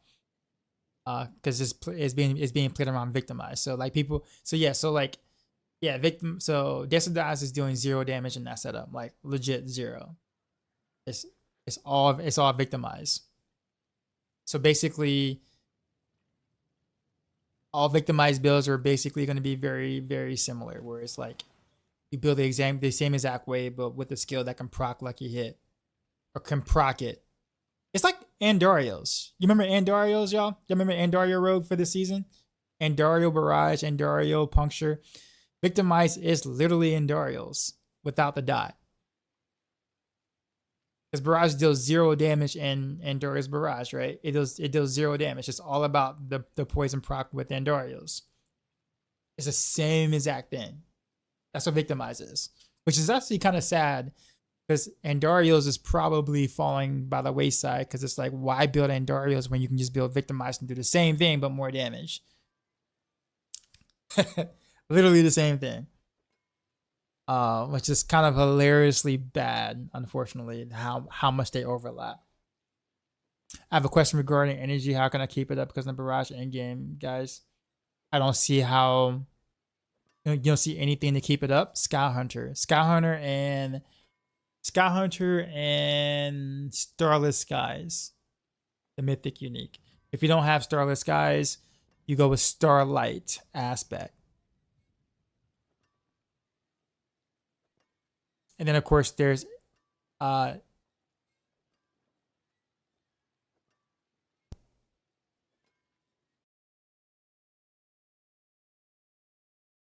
So yeah, it's in the guide.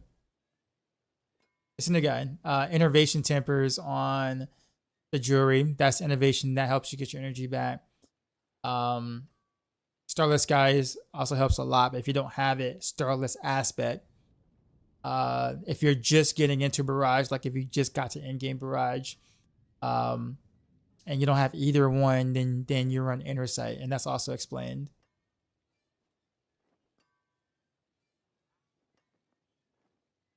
Like it is right now, all Rogues builds is just better with Victimize. I'm gonna say all of them. I think Fist of Fate is actually the problem. To be honest with you, if you want to be 100% honest with you, I think Fist of Fate is the root problem of Victimize right now. I mean, Victimize also has its own problems, like a lot of double dipping that shouldn't happen, and even a case of triple dipping. But the root cause of some of the issues with mini builds being able to basically be homogenized by Victimize is Fist of Fate. Without a GA Fist of Fate, without a Fist of Fate at all, then Barrage wouldn't work with it. Dance of Knives wouldn't work with it. Pen Shot would. Sorry. Blade Shift wouldn't work. Well, so actually no, Blade Shift would, because Blade Shift has a lot of high lucky. Anything with low lucky hit wouldn't work. So Barrage and Dance of Knives and Flurry probably wouldn't be a thing without Fist of Fate. So then, therefore, now Victimize is delegated to the skills that actually do good lucky hit. That actually has a lot of lucky hit chance. So like that would be like Pen Shot. That would be Heartseeker. That would be Blade Shift, Invigorating Strike. Those kind of skills would do well with Victimize because they have high lucky hit. You add Fist of Fate, everything can do well with Victimize. So the Fist of Fate is basically like the problem. Or the root cause of the issues that makes the entire class homogenized around Victimize, around Victimized builds per se. Which I don't really think is a good thing, because then builds don't have an identity, but kind of is what it is right now, unfortunately.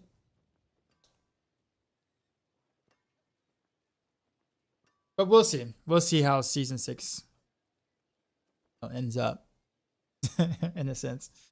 What I think about TBP with admixture, strong, very strong. But admixture has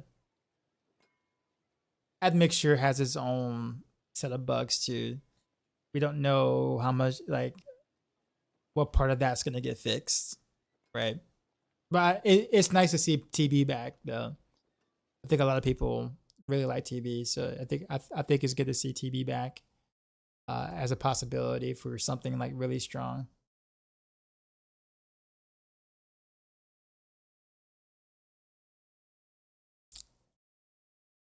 All right, let's head on out because I just said this would be a short stream, but that is my PTR adventures.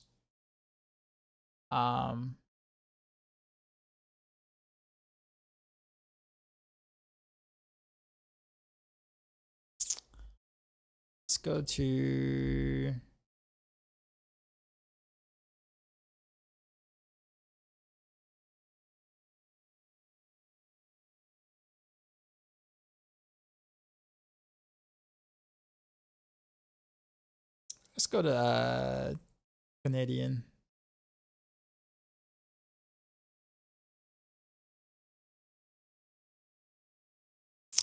But yeah, that's pretty much it. You said the Starlight Aspect nerfs is Uber Sash. I think the nerf was probably a little too harsh, but it did need to happen though. Like, it definitely needed to happen. Just maybe not as extreme, but it definitely needed to happen. It solved everything. And the aspect isn't really shouldn't do that. Saw a Chinese guy hitting almost 20 bill with TB poison DI. Yeah. Like I said, I think I'm happy to see poison TB back, even if poison TB wasn't really like one of my favorite things or whatnot. I think it's cool for those who really liked it back in the day.